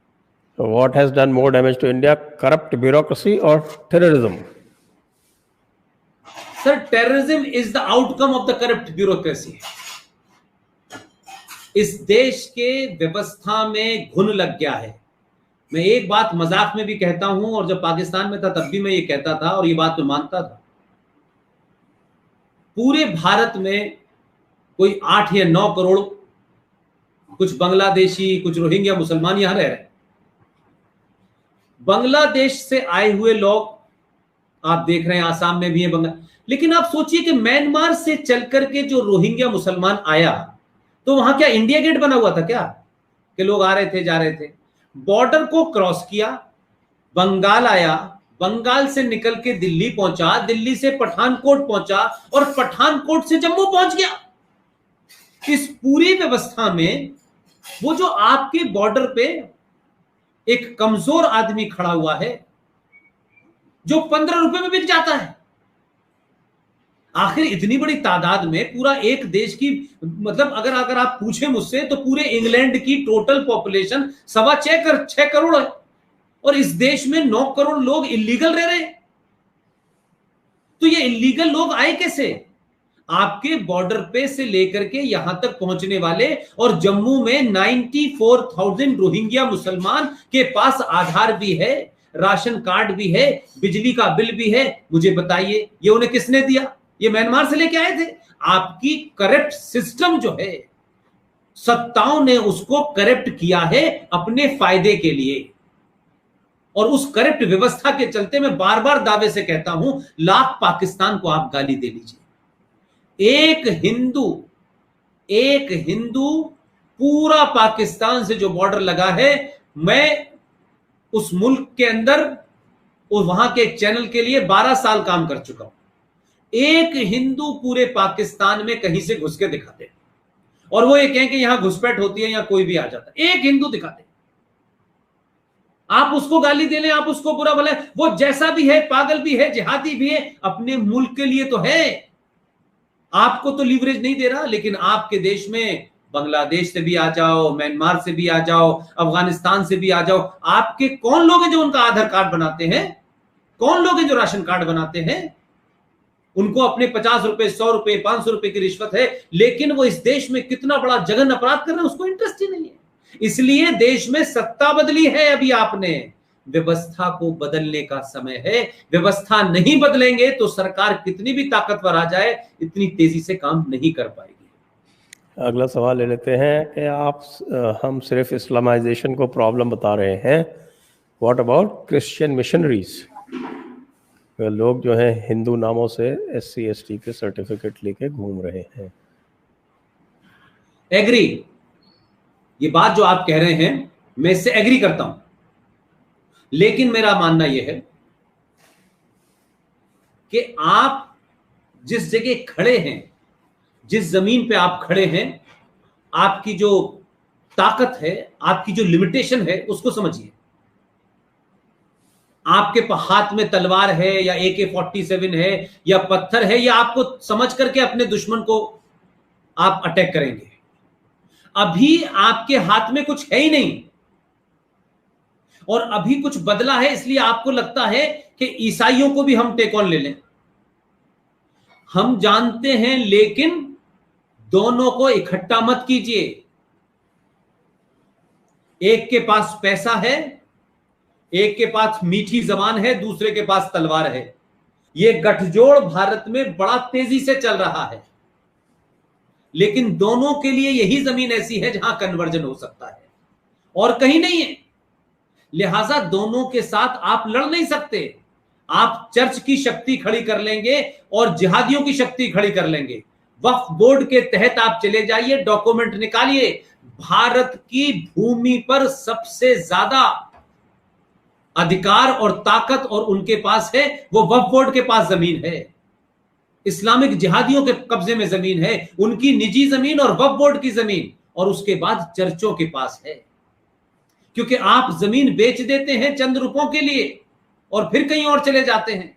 तो आप दो ताकतों को खड़ा कर देंगे तो पूरा वेस्ट, पूरा अमेरिका, वो वेस्टर्न कंट्रीज जिनका ये एजेंडा है, उनको भी आप दुश्मन बनाए, इस्लामिक वर्ल्ड को भी दुश्मन बनाए, और यहां 20-25 करोड़ लोग हैं, तो आप कैसे करेंगे? आपने नहीं देखा 370 हटने के बाद इंग्लैंड का चुनाव लड़ा गया लेबर पार्टी के माध्यम से? आप नहीं देख रहे कि इंग्लैंड के, अमेरिका के अंदर ब्रिटेन के फेवर में कौन लोग खड़े हुए हैं? एंटी इंडिया 370 के खिलाफ, 35A के जो लोग खिलाफ थे वो सब खड़े हुए, सीए के धरने प्रदर्शन। तो आप अपनी ताकत को देखें कि आपके खिलाफ जो ताकतें हैं वो पूरी दुनिया में कहां कहां हैं, तो आप एक साथ कितने लोगों को हेड ऑन करेंगे? इसलिए पहले छोटे गुंडे को मारो, फिर बड़े गुंडे से लड़ लेना।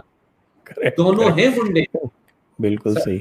सतीश दास जी कह रहे हैं, उनका कुछ सवाल क्लियर नहीं है। पुष्पेंद्र जी said we do not need to take शस्त्र but to protect ourselves we must be ready to use शस्त्र। ऐसा तो नहीं कहा पुष्पेंद्र जी ने? मैं कंफ्यूजन हो रहा है, कंफ्यूजन। मैंने कहा मेरे भाई AK-47 अगर आपको दे दें और 4 लोग आपके सामने आए तो आप चला देंगे? अरे AK-47 पहले यहां आनी चाहिए भाई, नहीं तो आप AK-47 छोड़ के भाग जाएंगे। पहले हथियार यहां आना चाहिए। कश्मीर की सभ्यता से सीखिए। कश्मीर की सभ्यता में इतिहास पढ़िए कि कश्मीर में ईद के दिन जब मुर्गा काटना होता था तो कसाई को बुलाया जाता था मुर्गा काटने के लिए। आज वो कौम आदमी को काट रही है। यहां बदलिए। हथियार आपके पास होगा भाई साहब, तो आप अपने हथियार को तकिए के नीचे रखेंगे, फिर डर लगेगा तकिए के ऊपर रखेंगे, और जो आएगा उसे तलवार तो होगी, लेकिन चलाने के लिए जो मानसिक शक्ति चाहिए वो नहीं है हिंदू में। वो कुछ लोगों में है, सब में नहीं है। इसलिए एक सामूहिक समाज के तौर पर पहले मानसिक रूप में अपने डर को निकालिए, अपने इन्फिनिटी कॉम्प्लेक्स को निकालिए, अपने इतिहास में अपने आप को कुंठित जो हो गए हैं उसको निकाल के बाहर फेंकिए। तब देखिए कि आपकी पहले जबान AK-47 की तरह चलेगी और फिर आपका दिमाग चलेगा। उसके बाद हाथ की नौबत आएगी, तब हम कहेंगे कि हथियार ले लीजिएगा। आपको मेरा पूरा दावा है, घर में अगर आज आपको दे दें तो आपके घर में 2 चाकू तरकारी काटने वाले भी टूटे हुए होंगे, उन्हें ठीक कर लीजिए।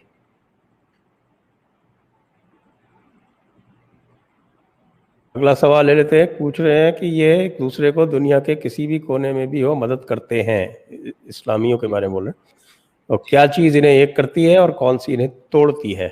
तो एक करती तो हम जान गए, कौन सी इन्हें तोड़ती है इसके बारे में थोड़ा खुलासा करें। देखिए, पूरी दुनिया आज क्या कह रही है? पूरी दुनिया कह रही है, और हम विदेशी अखबार पढ़ें तो पता चल जाएगा।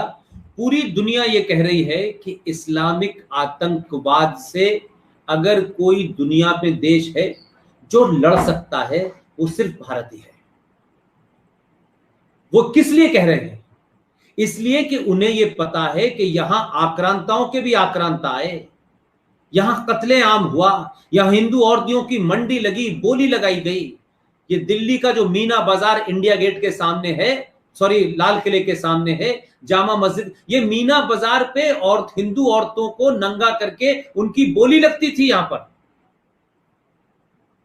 जो आप लेबनान में देख रहे हैं, जो आप सीरिया में देख रहे हैं कि वहां जो है दूसरे धर्म मजहब की औरतों की बोली लग रही है। मैं सिर्फ इतना ही कहना चाहता हूं कि जिस दिन भी आप ये तय कर लेंगे कि हमें इनसे डरना नहीं है तो आप सब कुछ कर लेंगे। लिहाजा मैं ये मानता हूं कि आप ये इस चक्कर में कतई ना पड़ें कि हम ये करेंगे ये नहीं करेंगे। आप अपने आप को यूनाइट करें, और जो आपकी सबसे बड़ी कमजोरी है कि आप कहते हैं कि मेरे घर में क्या होगा मुझसे इससे मतलब है, पड़ोस में कुछ हो जाए तो क्या है। अगर उनके यहां ज़कात का कंसेप्ट था तो आपके यहां भी तो दसज का कंसेप्ट था कि आप अपनी कमाई में से 10वां हिस्सा निकालें और वो धर्म के लिए दें। जिस दिन भारत का सनातनी, कुछ लोगों को बुरा लग सकता है, कुछ लोग हर्ट हो सकते हैं, लेकिन अब हर्ट करने के अलावा कोई रास्ता नहीं है। भारत का हिंदू जिस दिन भारत के मंदिरों में ₹1.25 का प्रसाद चढ़ा करके वापस लौट आएगा और वो पैसा जो मंदिरों में लाखों करोड़ों में देना चाहता है, सोनों के मुकुट वहां देना चाहता है, जिस दिन ये परंपरा बंद हो जाएगी, वो पैसा आप इस देश में आचार्य चाणक्य जैसे बहुत सारे गुरु हैं, गुरुकुल हैं, संजय जी हैं, हमारे एक और दोस्त हैं जयपुर में, संजय जी उन्हें जानते हैं, ओमेंद्र रत्नू जी, जो वो काम कर रहे हैं, आप जब ये पैसा उनको देने लगेंगे तो पूरे देश में आपसे ज्यादा न कोई ताकतवर होगा, न हिला सकेगा। लेकिन आज राष्ट्रवाद की जो लोग भी लड़ाई लड़ रहे हैं, पैसे पैसे के लिए मोहताज हैं। वो किन सीमित साधनों में लड़ रहे हैं। अगर एक घटना घट जाती है तो उनके पास वकील के पैसे नहीं होते, और आप उनको देखिए कि उनका आदमी पकड़ा जाता है, 4 लोग थाने पहुंच जाते हैं, 5 लोग दंगा करते हैं, 6ठा आदमी कोर्ट में चला जाता है, और शाम को टेलीविजन पे कुछ ह्यूमन राइट एक्टिविस्ट बैठ जाते हैं। ये जो इकोसिस्टम बनाया है, ये आपने नहीं बनाया है। इसलिए आपके मंदिरों पे चढ़ाया हुआ पैसा, जो आपने अपनी आस्था से भगवान राम को, भगवान कृष्ण को, माता सीता मैया को चढ़ाया था, वो भी इस देश में जिहादियों का माइनॉरिटी कमीशन, हज कमेटी, मुस्लिम एजुकेशन बोर्ड को जहां चढ़ाने के लिए आपके चढ़ावे का 80% पैसा सरकार ले लेती है। उसी से मूसा को और दुजाना को राहत दी जाती है। आप सोचिए तो कि आप अपना पैसा कहां दे रहे हैं। इसलिए आप सनातनी हैं तो मंदिरों पे पैसा चढ़ाना उस वक्त तक बंद कर दीजिए जब तक इस पैसे का उपयोग सरकारें करती हैं, और सरकारें अपने निजी स्वार्थों के लिए, सत्ता पे बैठने के लिए आतंकवादियों को भी बसाती हैं। अब कश्मीर में मैंने सुना है कि कोई योजना चल रही है कि जिनके परिवार में कुछ लोग आतंकवादी बन गए थे, उन परिवारों को सरकार खास मदद देगी। तो सरकार के पास पैसा क्या ऊपर से आ रहा है? मेरे और आंख से है। आप जीएसटी भी देंगे, आप इनकम टैक्स भी देंगे, आपके मंदिर का पैसा भी वहां जाएगा। तो भाई फिर राष्ट्रवाद की लड़ाई जो लोग लड़ रहे हैं, जो चेतना फैला रहे हैं, जो जगह जगह काम कर रहे हैं, वो कहां से लड़ेंगे? मंदिरों में जाइए, पूजा करिए। पंडित जी को दिन भर में इतने पैसे मिल जाते हैं कि वो अपना खाना खा लें। लेकिन हमने देखा है किसी की 200 बसें चल रही हैं, किसी की 500 बसें चल रही हैं, किसी की 4 5 सोने की दुकानें हैं। ये किसके लिए हो रहा है? ये मंदिर शिक्षा का केंद्र होने चाहिए थे। यहां कौन चढ़ावा ज्यादा देगा वो दर्शन पहले करेगा, आम हिंदू पीछे रह जाएगा। हमने मंदिरों को भी संकुचित कर दिया है, पैसे की कमी नहीं है। ये साहिल जी आपको सलाह दे रहे हैं कि आपकी जो चैनल है उसके ऊपर भी आप सुपर चैट आरंभ करें। देखिए सर, और सवाल जवाब वहां पे किया करें। हाँ नहीं, आप कर सकते हैं, कह सकते हैं। मैं तो जितनी कोशिश होती है मैं करता रहता हूँ कुछ ना कुछ। अगला और सिर्फ नीरज श्रीवास्तव जी पूछ रहे हैं, पुष्पेंद्र जी बहुत धन्यवाद आपके कार्य के लिए, 370-35A के लिए। और आप किस चीज पर फोकस, आगे आप किस चीज पर फोकस करेंगे? देखिए मैं तो फोकस ऑलरेडी कर चुका हूं, मैं बता चुका हूं, और बहुत जोर जोर से चिल्ला चिल्ला के सबको बता रहा हूं कि मेरे एजेंडे में इस देश में माइनॉरिटी कमीशन मेरे एजेंडे में है। और मेरा उसमें कोई भावुक बयान नहीं है। मेरा सिंपल तौर पे ये कहना है कि भाई मुझे ये बता दो कि जब भारत को आपने सेकुलर कर दिया, अच्छा किया बुरा किया मैं नहीं चाहता, और जब ये सेकुलर हो गया 1946 के अंदर, सॉरी 1976 में, तो एक सेकुलर भारत के अंदर फिर नेशनल कमीशन फॉर माइनॉरिटीज कैसे हो सकता है? फिर आप अपने देश के नागरिकों के बीच में भेद कैसे कर सकते हैं? और माइनॉरिटी कमीशन 93 में मात्र एक आदेश से बन गया। आरटीआई के माध्यम से पूछा कि ये जो माइनॉरिटी कमीशन बना है, इसमें 50,000 पारसी भी माइनॉरिटी में है, इसमें 2.5% सिख भी माइनॉरिटी में है, इसमें बौद्ध भी माइनॉरिटी में है, इसमें ईसाई भी माइनॉरिटी में है, और इसमें करोड़ों मुसलमान, जिनको कहते हैं, कुछ कहते हैं 15 करोड़ हैं, कुछ कहते हैं 20 करोड़ हैं, और मुसलमानों की यकीन कर ले तो वो कहते हैं 40 करोड़ हैं। तो भाई मेरे 40 करोड़ या 15 करोड़ के मुल्क में लोग कोई माइनॉरिटी में होते हैं। आरटीआई से पता किया हम लोगों ने, तो वहां ये पता चला कि 93 में सरकार ने कोई बेसिस, कोई डेफिनेशन ही नहीं बनाई माइनॉरिटी कमीशन की। तो हमने कहा कि technically minority commission is illegal, technically minority commission anti constitution, anti secularism, और तीसरी बात जो बड़ा झूठ है जिसको आप आगे बढ़ाइएगा, कि उसमें कहा यह गया कि नेशनल कमीशन फॉर माइनॉरिटी बना, बाद में उसे आपने लीपा पोती करके बना दिया। लेकिन उसमें एक और बड़ा फ्लॉ है कि करोड़ों करोड़ों रुपया, लाखों रुपया, मतलब हजारों करोड़ों में रुपया पिछले 93 से लेकर के आज तक की सरकारें दे रही हैं। और इसी के तहत भारत में 2005 में जब यूपीए सरकार आई तो एक माइनॉरिटी मिनिस्ट्री भी बन गई। ये भी एंटीथीसिस थी। लेकिन जो सबसे बड़ा फ्लॉ है वो ये है संजय भाई, कि आपने माइनॉरिटी कमीशन जब बनाया तो आपने राष्ट्रीय स्तर पे बनाया कि जो भी देश पर मुसलमान है, सिख है, पारसी है, उसको कुछ आप पैसा देंगे, स्कॉलरशिप देंगे। लेकिन कमाल क्या है कि ये अब हर राज्य में है। अब हर राज्य में बनाने के बाद ये पता चला कि भाई तुमने माइनॉरिटी कमीशन से पैसा लेकर के आपने दे दिया, और वो समस्या थी, और उस समस्या के तहत आपने जिसको पैसे देने थे दे दिए। लेकिन जब राज्य का माइनॉरिटी आयोग बना तो उसका पाखंड देखिए कि लक्षद्वीप में 2% हिंदू हैं, 98% मुसलमान हैं। और ये मैं नहीं कह रहा, ये 2011 के सेंसस की रिपोर्ट के आधार है कि भारत के 8 राज्यों में हिंदू माइनॉरिटी में है, उसमें 4 आपके नॉर्थ ईस्ट में, कश्मीर भी, पंजाब भी। लेकिन कमाल यह है कि आपने जो 2% हिंदू है उसे कहते हैं लक्षद्वीप में ये मेजॉरिटी है, और 98% को माइनॉरिटी के। तो वहां से अलग से फिर स्कॉलरशिप, यानी मेरा पैसा केंद्र से भी जाएगा, मेरा पैसा राज्य से भी उसी मुसलमान को जाएगा, फिर ज़कात फाउंडेशन। तो भाई मेरे लिए कोई जगह नहीं है, मैं राज्य का नागरिक नहीं हूं, मैं ब्राह्मण के घर पैदा हो गया हूं इसलिए मुझे लखपति हूं, मैं मेजॉरिटी में हूं तो मुझे कोई इमदाद नहीं मिलेगी, मैं इसके पीछे पड़ गया हूं।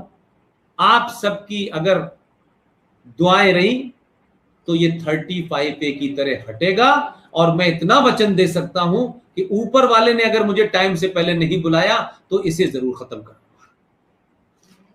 बहुत खूब। अगला प्रश्न, बर्मा ने गलती सुधार दी, हम कब सुधरेंगे? राजेंद्र सिंह जी पूछ रहे हैं। इतने छोटे से देश से भी आप सीख नहीं ले रहे। हम सुधारने के ही काम में लगे हुए हैं राजेंद्र सिंह जी। आप सब लोगों का सहयोग रहा तो जल्दी ही सुधरेंगे। अगला प्रश्न, सर इस माहौल में आम आदमी का क्या कर्तव्य है? ये तो आपको बता चुके पुष्पेंद्र जी, इसलिए इसको हम दोबारा रिपीट करने की आवश्यकता नहीं। आगे चलते हैं।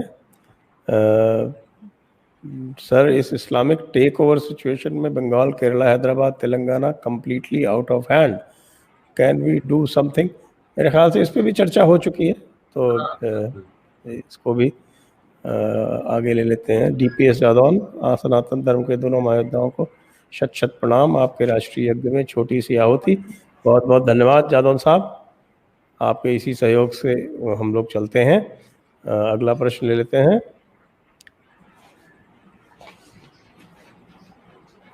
शुभोदीप रे, क्या कश्मीरी पत्थरबाज अफसाना आशिक भारतीय फौजी से ज्यादा तंदुरुस्त है? ये इनका जो अंदाज है ये बिल्कुल गंगा जमुनी तहजीब वाला है। आए इसमें कुछ बोलना है? ये पूछ रहे हैं कि भाई क्या अफसाना आशिक जो है वो भारतीय फौजी से ज्यादा तंदुरुस्त है? और इस पे एक कोई छोटा सा आप वो इसमें वो है नहीं, लेकिन हम वक्ती तौर पर उसे मान रहे हैं बस इसलिए कि हमारी जरूरत है। ठीक है, अगला सवाल सिद्धार्थ कुमार जी, ये जावेद अख्तर अपने टाइम में बॉलीवुड में जिहाद फैला रहे थे, तो उस टाइम के एक्टर और लोगों ने आवाज क्यों नहीं उठाया? वो तो आप देख ही रहे एक्टर लोग क्या करते हैं। वो तो आपको एनबीसी और सीबीआई और एनआईए सब बता ही रही हैं। वो बेचारे तो अपनी रोजी रोटी करेंगे कि आवाज क्या उठाएंगे। अरे आप तो धन्यवाद दीजिए कि एक सीए ने सबको बुला करके दिल्ली में बैठा दिया। ये तो दिल्ली आते नहीं थे, ये तो बॉम्बे ही रहते थे। सब चालू हो गए हैं, जगह जगह धरने प्रदर्शन पर लग गए। काम दे दिया है मोदी ने इनको कि तुम बिजी कर दिया इनको। अब ये नहीं बनाएंगे, अब यही सब करेंगे सर। अगला सवाल ले लेते हैं, ये बड़ा अच्छा सवाल है। और Pushpendra ji, I have a theological question. How can the Quran be the eternal word of Allah? Word would mean it came from Allah. This means the Quran was created by Allah. If something can be created, then how can it be eternal?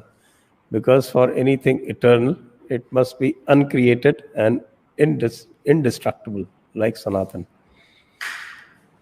ये सवाल तो इन्होंने बहुत अच्छा पूछा, लेकिन ये rational सवाल पूछ रहे हैं इर्रैशनल लोगों से। नहीं, मैं वही कह रहा हूं कि भाई अब ये मतलब आसमानी किताब है। अब सक्सेना साहब का तो कौन सा छापा ऊपर खाना लगा था, मुझे तो पता नहीं चला ये कब छप के नीचे आई है और किस कॉरियर से भेजी है, मैं नहीं समझ पा रहा। लेकिन ये आसमानी किताब है। वो कहते हैं कि मोहम्मद साहब ऊपर गए थे, फिर आधा कुरान लिख के आ गए, फिर नीचे से यहाँ से इंक लेके गए। एक ऐसी अजीबोगरीब किताब है कि अब ये ऊपर से उतरी है। फिर कुछ लोगों ने कहा कि कुरान तो का कंपाइलेशन बाद में हुआ, आसमान से आयतें उतर रही थी और आयतें लोग सुनते थे और कई सौ साल तक लिखते रहे। और मैं तो कहता हूँ बहुत सालों के बाद तक कुरान लिखा जाने लगा। तो कुरान के बारे में भी कही है कि पूरी दुनिया में 7 कुरान है। अल अज़हर यूनिवर्सिटी अलग कुरान बताती है, फ्रांस में अलग कुरान मिला है और देवबंदी अलग कुरान बनाते हैं, बरेलवी अलग बताते हैं। तो आप इस में क्यों अपनी एनर्जी जाया करना चाहते हैं? इसे पढ़ भी लेंगे तो भी कोई आपको कुछ मिलना नहीं है। इससे अच्छा तो आप ये करें कि सनातन के 5 तत्वों को समझ लें और कम से कम आपके घर में परिवार में जितने 5-6 बच्चे हैं उन्हें सनातन समझा दें। कुरान को समझाने के लिए संजय भाई मौजूद हैं, आरएसएन मौजूद है, बहुत लोग पढ़ पढ़ के सुना रहे हैं और रोज टीवी पे जाके आरएसएन जाके बताते हैं कि कुरान क्या है। और अब तो एंकर भी चिल्ला चिल्ला के पूछ रहे हैं। तो इतना तो बदल दिया कहते थे देश के अंदर के जहां पे बड़ा लोग टच मी नॉट करते थे, अब तो टेलीविजन पे एंकर पूछ रहे हैं, कुरान की बात हो रही है, इस्लाम की बात हो रही है, अल्लाह पे सवाल उठ रहे हैं, मोहम्मद से सवाल उठ रहे हैं, आयशा की उम्र पूछ रहे हैं। अब तो लोग मोहम्मद साहब की उम्र भी पूछ रहे हैं, शादियों का मैरिज सर्टिफिकेट भी मांग रहे हैं। तो आप तो सवालों के जवाब देते थे, अब आपने सवाल पूछना शुरू किया है तो ठीक है, उनको वो काम उन्हें करने दीजिए। यस सर, सही है। सवाल आपने बहुत अच्छा पूछा, उसके लिए धन्यवाद। पांडे जी पूछ रहे हैं, बुरहान वानी इज अ ब्राह्मण सरनेम, हाउ कैन अ ब्राह्मण कैन बिकम अ जिहादी? अरे भाई, जब उसने कलमा पढ़ लिया तो फिर वो काय का ब्राह्मण? वो तो इस्लाम की दावत जिसने कबूल कर ली वो तो फिर यही होगा। अभी इनको शायद दावत वाला कॉन्सेप्ट नहीं पता है। खैर हम इसको आपको समझाएंगे अलग से। अभी एक सवाल ये पूछ रहे हैं, sir what can be done to expose people like Waman Meshram who is constantly spreading venom against Brahmins to Jai Bhim gangs? देखिए मुझे लगता है कि देखिए इसमें प्रॉब्लम क्या हो रही है कि हमारे पास जो लोग हैं ना, वो जो काउंटर करने वाले लोग भी हैं ना, वो मतलब जितने करें कि जितनी ज़्यादा गिनती में होने चाहिए वो नहीं है। अब अगर किसी को काउंटर करना है तो आप ये किताब पढ़ डालिए, इसके इंग्लिश में भी और हिंदी में भी है।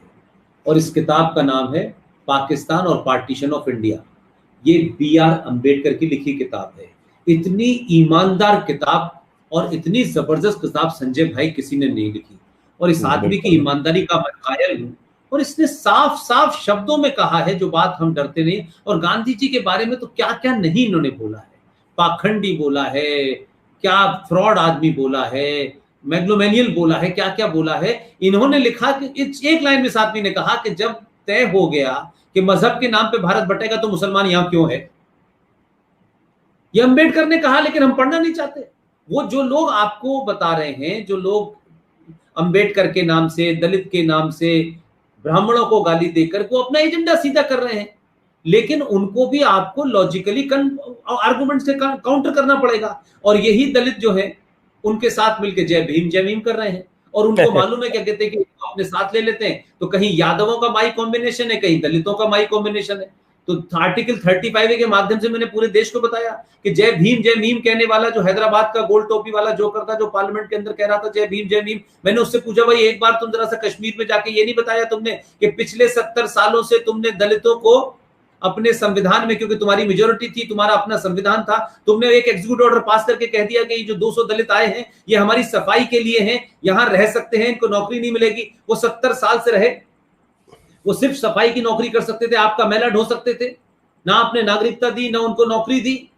तो सवाल यह है कि जय भीम जी की बात क्या कर रहे हैं? कराची के अखबारों में इश्तिहार छपता है कि यहां जो दलित हैं, जो भंगी हैं, उनके साथ मारपीट नहीं करनी है, क्योंकि अगर ये चले गए तो हमारी गंदगी कौन उठाएगा?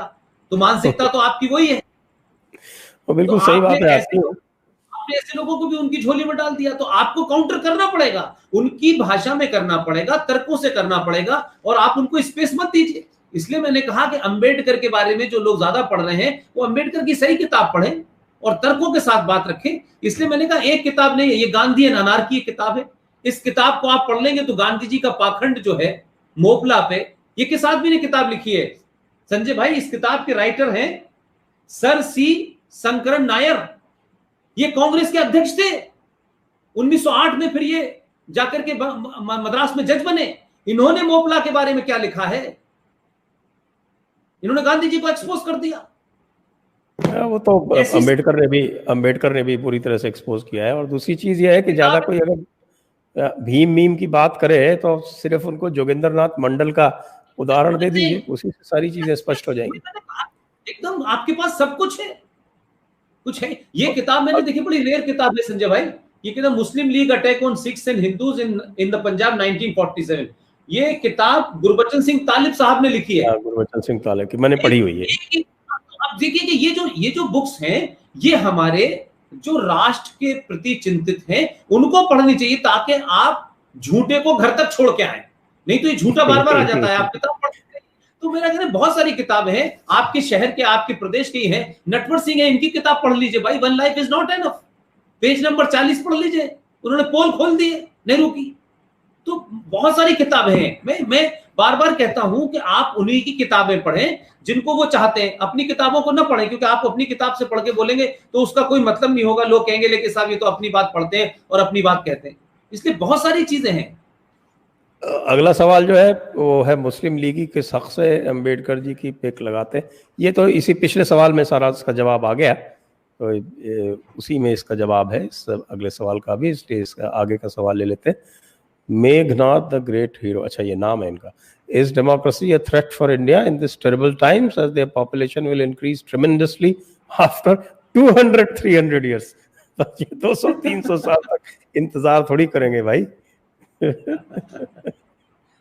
आगे ले देखिए, डेमोक्रेसी का तो कांसेप्ट ही होता ना कि डेमोक्रेसी जो है वो एक सभ्य समाज के लिए, पढ़े लिखे समाज के लिए, जो अपने दायित्वों को भी जानता है, अपने अधिकारों को। हमारे यहाँ तो डेमोक्रेसी भीड़ तंत्र है ना भाई। डेमोक्रेसी कहाँ है हमारे यहाँ? भीड़ है। किसी ने जाति के नाम पे बड़ी इकट्ठी कर ली है, किसी ने गुंडागर्दी के नाम, माफिया डॉन जीतते हैं आपके। वो कौन सी डेमोक्रेसी के लिए जीतते हैं? आपके मजहबी लीडर जीत जाते हैं, वो क्या है? आप जितना भड़काऊ बोलते तो ये कोई डेमोक्रेसी थोड़ी नहीं है। ठीक है, हम कह सकते हैं आधुनिक उसमें। अगला सवाल ले लेते हैं।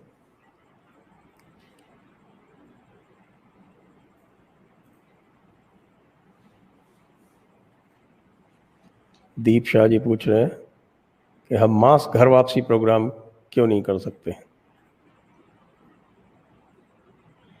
देखिए, ये गालिब ये दिल बहलाने के लिए ख्याल अच्छा है।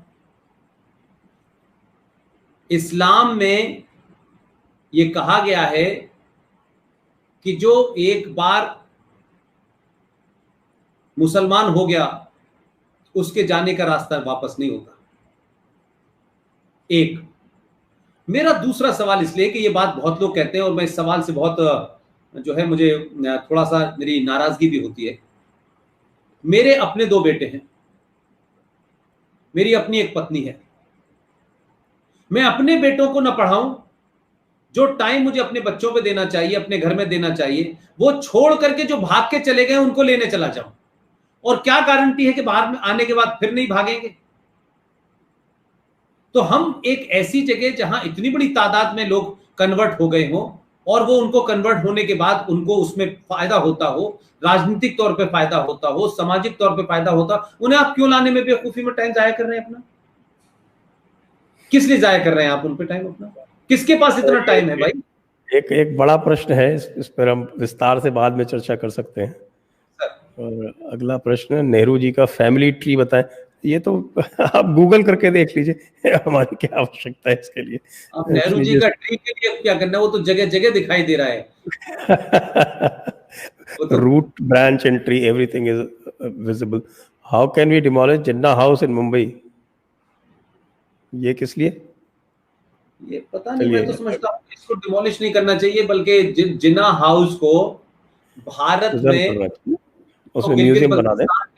नहीं नहीं नहीं नहीं नहीं, उसको करें ना, उसको कुछ नहीं करें। आप ये कहिए कि इस जिन्ना हाउस ने पाकिस्तान बनाया है, भाई इस जिन्ना हाउस को हम बलूचिस्तान के लोगों को दे देते हैं ताकि वो यहां बैठ के अपना मूवमेंट चला सके। अगला सवाल कह रहे हैं, खिलाफत इज टॉट एज खिलाफ। खिलाफ नहीं भाई, वो खिलाफा है। वो खिलाफ और मुखालिफ में आप फर्क समझिए। उर्दू पढ़नी पड़ेगी। कई लोग जो है वो कहते हैं कि साहब आप जो है उर्दू शब्द क्यों उपयोग करते हैं। मैं उनसे कहता हूँ यार उर्दू सीखो अगर समझना है सामने वाले को तो। श्रांता राउत अगला पूछ रहे हैं, sir can AMU, JNU etcetera be shut down with political will? Political will say तो सभी कुछ हो सकता है। बंद क्यों करना चाहते हैं यार? इतनी खूबसूरत बनी हुई क्यों बंद करना चाहते हैं? उसमें 2-4 गुंडे घुस के निकाल के बाहर भागे उनको, और आप चले जाइए। अच्छी खासी बिल्डिंग को बंद कर देंगे तो उससे क्या होगा? अरे आप उनकी गिनती कम कर दीजिए भाई। आप जाते नहीं है, वैक्यूम पड़ा रहता है तो खाली में जगह में कोई ना कोई तो रहेगा ना। क्या आपने कभी कोशिश की कि भाई हम भी जाएंगे वहां, एडमिशन लेंगे, अपने बच्चों को भेजेंगे, जो लेफ्ट का नैरेटिव है हम राइट का नैरेटिव चलाएंगे? आप लेने की छोड़िए, बंद क्यों करते हैं? या तो आप कहते हैं, क्या कहते हैं कि भाई बंगाल छोड़ देंगे और केरला छोड़ देंगे, फिर आप कहते हैं JNU बंद कर देंगे। भाई बंद करने का क्या, हमारे पैसे से बनी है, वहां पे क्यों पैदा होगा भाई? JNU में तो कई बदलाव आ रहे हैं और नया रिक्रूटमेंट भी हो रहा है।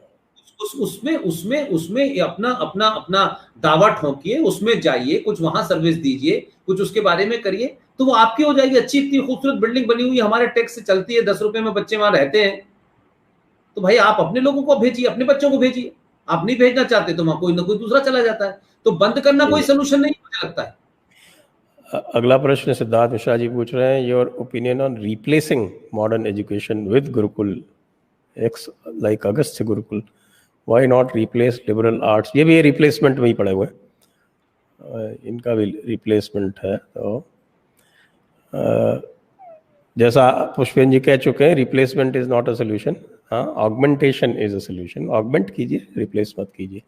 द्वैपायन बोस, इतिहास की पुस्तक पढ़ने से लगता है मुगल से ही भारत शुरू हुआ। यह इतिहास की पुस्तक कब बदली जाएगी?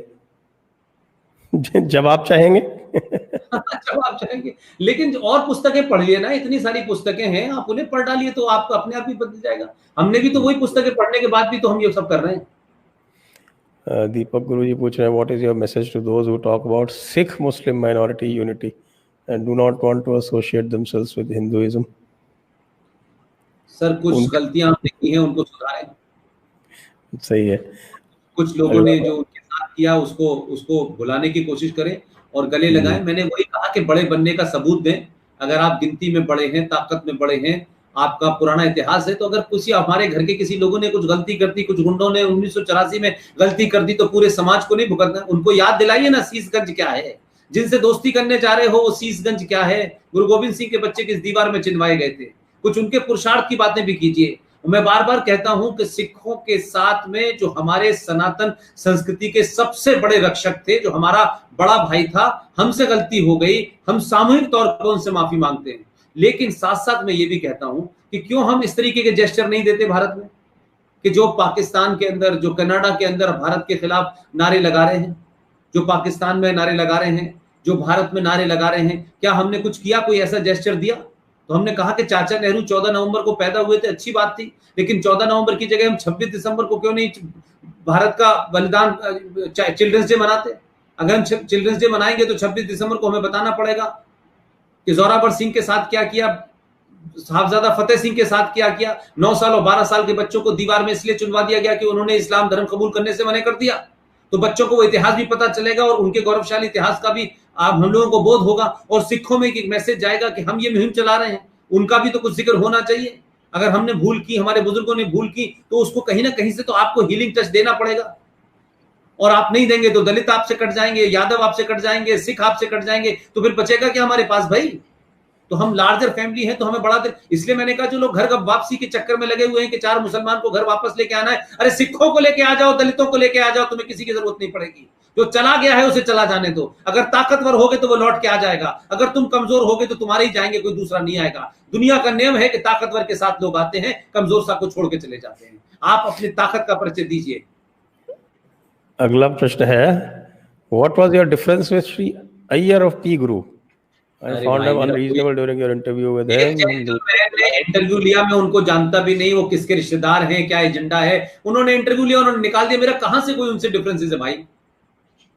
मुझे पता ही नहीं उनका इंटरव्यू लेने का क्या एजेंडा था और इंटरव्यू हटाने का एजेंडा था। मेरा तो उनसे कोई कम्युनिकेशन ही नहीं है। उन्होंने मुझसे 10 बार पूछा, मैंने कहा मैं दे दूंगा इंटरव्यू। उन्होंने इंटरव्यू लिया, उन्हें अच्छा लगा, बहुत खुश हुए। एक दिन पता चला कि वो पता नहीं किसी के दोस्त हैं, और उस दोस्ती में उन्होंने इंटरव्यू हटा दिया। मैंने कहा हटा दीजिए भाई, मेरे तो जिंदगी में 25 साल निकल गए इसी इंटरव्यू लेते लेते कैरियर के। मुझे कोई ऐसा शौक नहीं था, आप ही को जरूरत थी, आपने कहा, मैंने दे दिया। अब आपके अंदर किस तरीके की मानसिकता है आपकी, आप जाने, इसलिए मैं बहस में नहीं पढ़ना चाहता। मैं कोई गुरु है या वो गुरु घंटाल है, भगवान जाने, उनका वो जाने। मुझे उन पर कोई टिप्पणी नहीं करनी, ना मेरा उनसे कोई लेना न देना, न मैं उन्हें जानता। अगला प्रश्न, big fan guru ji, to lack an ecosystem to assist them, legal media platforms, public funding. Thank you, यही हम कह रहे हैं इतनी देर से, यही पुष्पेंद्र जी कह रहे हैं इतनी देर से। आपका बहुत बहुत धन्यवाद। राम कुमार जी कह रहे हैं, love Pushpendra ji's flow of speech. I have translated multiple speech of his into Telugu with the same flow. Hope he blesses my effort. ये तो बहुत अच्छी बात है, आप शेयर करें। Thank you very much sir, thank you Ram Kumar ji, करते रहिए, बहुत बड़ा काम कर रहे हैं। और मेरी ही नहीं बल्कि मैं तो कह रहा हूँ, मुझ जैसे बहुत सारे लोग बोल रहे हैं। आरएसएन बहुत अच्छा बोलते हैं और बहुत किताबें पढ़ के बोलते हैं। जीडी बख्शी बोलते हैं, सुशील पंडित हैं, संजय भाई हैं, कितने सारे, ओमेन जी हैं, ये तमाम सारे लोग अलग अलग विषय पे बोल रहे हैं। अगर इस देश में कुछ लोग मिल जाएं, क्योंकि हमारे पास पैसा नहीं है, ये हम साफ बता रहे हैं। हम कोई पैसा खर्च कर ही नहीं सकते, हमारे पास वो सिस्टम भी नहीं है। इसलिए आप लोग अगर इसमें मदद कर सके अलग अलग भाषाओं में, वो बात आपको लगती है ठीक है, तो वो आप करें। उसके लिए पूरे तरीके से आप स्वतंत्र हैं। हम तो सिर्फ बोल देते हैं, लोग उसको चलाएं, कहाँ रख चलाएं, नहीं चलाएं, उन्हें पैसा मिले न मिले, हमारा इसमें कोई बॉदर नहीं है। हमारा सिर्फ पर्पस है कि बात ज्यादा से ज्यादा लोगों तक जानी चाहिए। अगला प्रश्न पूछ रहे हैं, ये इनका भी एक मैसेज है आपको, कह रहे हैं कि आपको इंडिया स्पीक्स डेली वाले संदीप देव जी के दर्शक भी बुला रहे हैं। सर, मेरा आपसे कांटेक्ट नहीं हो रहा है। कोई बात नहीं है, पुष्पेंद्र जी ने हमें अच्छा दिया है कि उनका ईमेल हम आपको शेयर कर दें, हम ईमेल शेयर करेंगे, आप उनको कांटेक्ट करें। बिल्कुल बिल्कुल। अगला प्रश्न वीके गौड़ जी है, not easy to deal with Chandrashekhar Ravan in UP Bihar and always criticize every step of government. He is ऐसे जी। सर, अब इतना बड़े देश में आप एक रावण सेना की बात करें, कितने रावण है सर, छोड़ देना। अगला प्रश्न, Rahul Verma, have seen some research paper that Muslim population will be largest in India among all Muslim country. वो तो हो नहीं सकता ना, पाकिस्तान तो आगे निकल गया आपसे। Then if liberal and Muslim can put a city into a rack, so will it get worse in future? ये जो इसका आखिरी पार्ट है वो इम्पोर्टेंट है। बाकी पाकिस्तान तो भारत से मुसलमानों के पॉपुलेशन में आगे निकल गया है और उनकी ग्रोथ रेट बहुत ज़्यादा है, अब हम उनको नहीं पा सकते। इसमें उनको बहुत बहुत बधाई, पाकिस्तान अच्छा काम किया। ये कह रहे हैं कि साहब की राइट्स ज़्यादा होंगे, पॉपुलेशन ज़्यादा बढ़ेगी तो। हाँ, सही कह। Atul Khumane ji, why don't you even declare Quran as against humanity? UN is a politically correct institution and ban on international level. All teachings are against humanity. अब अभी तक तो आप पुलिस पे और सरकार पे कहते थे, अब यूएनओ से भी आप उम्मीद करते हैं। सब काम आपके लिए कोई क्यों कर दिया, समझ में नहीं आ रहा है यार। आप कहाँ कहाँ चक्कर में पड़े हो। कोई दूसरों ने आज तक पूछा क्या, कहते हैं कि किसी को बैन कर दो, मत कर दो, वो अपने आप उठाते हैं और कर देते हैं, खत्म हो गई कहानी। अगला प्रश्न है, if law cannot stop these people, what can we middle class people do who have no means to fight this? It's like a lawyer against a gunda with a sword. अब इतनी देर से यही तो समझा रहे हैं पुष्पेंद्र जी। अरे भाई, आप एक ही काम कर सकते हैं, जो काम में आपको कुछ नहीं करना है वो भी तो नहीं करना चाहते भाई आप इस देश में जिहादियों की फिल्म देखना बंद कर दें।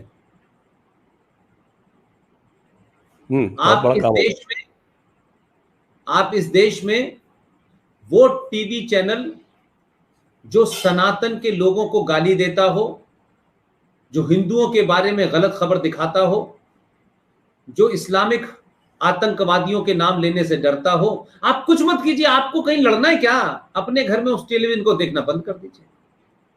जिस दिन टीआरपी डाउन होगी, मालिक उनसे पूछेगा टीआरपी ऊपर क्यों नहीं गई। जैसी टीआरपी ऊपर नहीं जाती है, वो जो मालिक का नौकर होता है वो नीचे उतर जाता है सीढ़ियों से। आपके पास तो बैठे बैठे लड़ने का हथियार है, 100 करोड़ है। आप जिस दिन बॉलीवुड के अंदर हिंदुओं को, सनातन को बुरे उसमें दिखाया जाए, आपको लगने लगे कि हम कुछ नहीं कर सकते, हम नहीं जा रहे देखने, खत्म हो गई कहानी। हम बाहुबली देखेंगे भाई, 2 बार देखेंगे, क्या फर्क पड़ता है। हम विवेक अग्निहोत्री की कश्मीर फाइल की जगह हम ताशकंद फाइल भी देखेंगे। आप जिस दिन तय कर लेंगे, आपकी आधी लड़ाई तो घर बैठे सेल हो जाएगी। आपने उनको मजबूत बनाया है, आपने उनको ताकत दी है, जाने अनजाने में इनडायरेक्टली आपने देखी है। आप क्रिकेट देखना बंद कर दीजिए, ये सारा सट्टे का पैसा बंद हो जाएगा, दुबई से चलने वाले सारे खेल खत्म हो जाएंगे। आपको कहीं हथियार, मैं कहता रहा हूं कि आपके 100 करोड़ में से 10 करोड़ भी तय कर लेंगे तो आपकी आधी लड़ाई जीत गया। इकोनॉमी सबसे इंपॉर्टेंट चीज होती है, आपके पैसे से उनकी इकोनॉमी मजबूत है भाई। Yes sir. अगला सवाल डीपीएस यादव पूछ रहे हैं, पुष्पेंद्र जी आप अंबेडकर जी की किताब पाकिस्तान पार्टीशन ऑफ इंडिया पर सीरीज करने वाले थे, बहुत बेसब्री से इंतजार है। मैं आपकी बात से सहमत हूं यार। एक तो चक्कर क्या हुआ है कि इस कोविड ने जो है ना बिल्कुल बांध दिया है मुझे, और मैं अपनी क्षमता से ज्यादा करने की कोशिश करता हूं, और किसी को ना करने की वजह से एक एक दिन में 3-3 मुझे कभी कभी सेमिनार करने पड़ते हैं। और उसके लिए जो थोड़ा सा मुझे समय चाहिए, क्योंकि मेरे पास लोगों का भी अभाव है, और जब ज्यादा घर में रहा हूं तो घर की जिम्मेदारियों का भी ज्यादा एहसास होने लगा है। नहीं तो बाहर रहता तो पता ही नहीं चलता था कि घर में दाल भी कभी खत्म होती है कि नहीं होती है। अब सर मुझे दाल आटे का भाव भी पता चल रहा है, तो थोड़ा समय कम है मेरे पास। नहीं, वो आप बिल्कुल सही कह रहे हैं, वो सीरीज में बड़े सीरियस तौर पे करना चाहता था, और बुलेट पॉइंट में देश में अम्बेडकर ने क्या कहा है, इस्लाम के बारे में क्या कहा, गांधी के बारे में क्या कहा, पाकिस्तान के बारे में क्या कहा, तो वो मैं करना चाहता हूँ और मैं करूंगा, और मैं जल्दी करूंगा। आपने मुझे याद दिलाया, I am so grateful to you, but I will do it very soon, I will do it. ये अगला सवाल कह रहे हैं, ये सवाल क्या सुझाव है कि Israel policy is the only solution. हाँ, पॉलिसी तो अच्छी है, लेकिन पहले देश का नागरिक जो है भारत का, इजरायली की तरह भारतीय तो बने। बिल्कुल सही बात है। शिवम गोयल जी कह रहे हैं, sir we are looking at a coming civil war, is the success of breaking India forces as in Rajiv Malhotra ji's book unavoidable.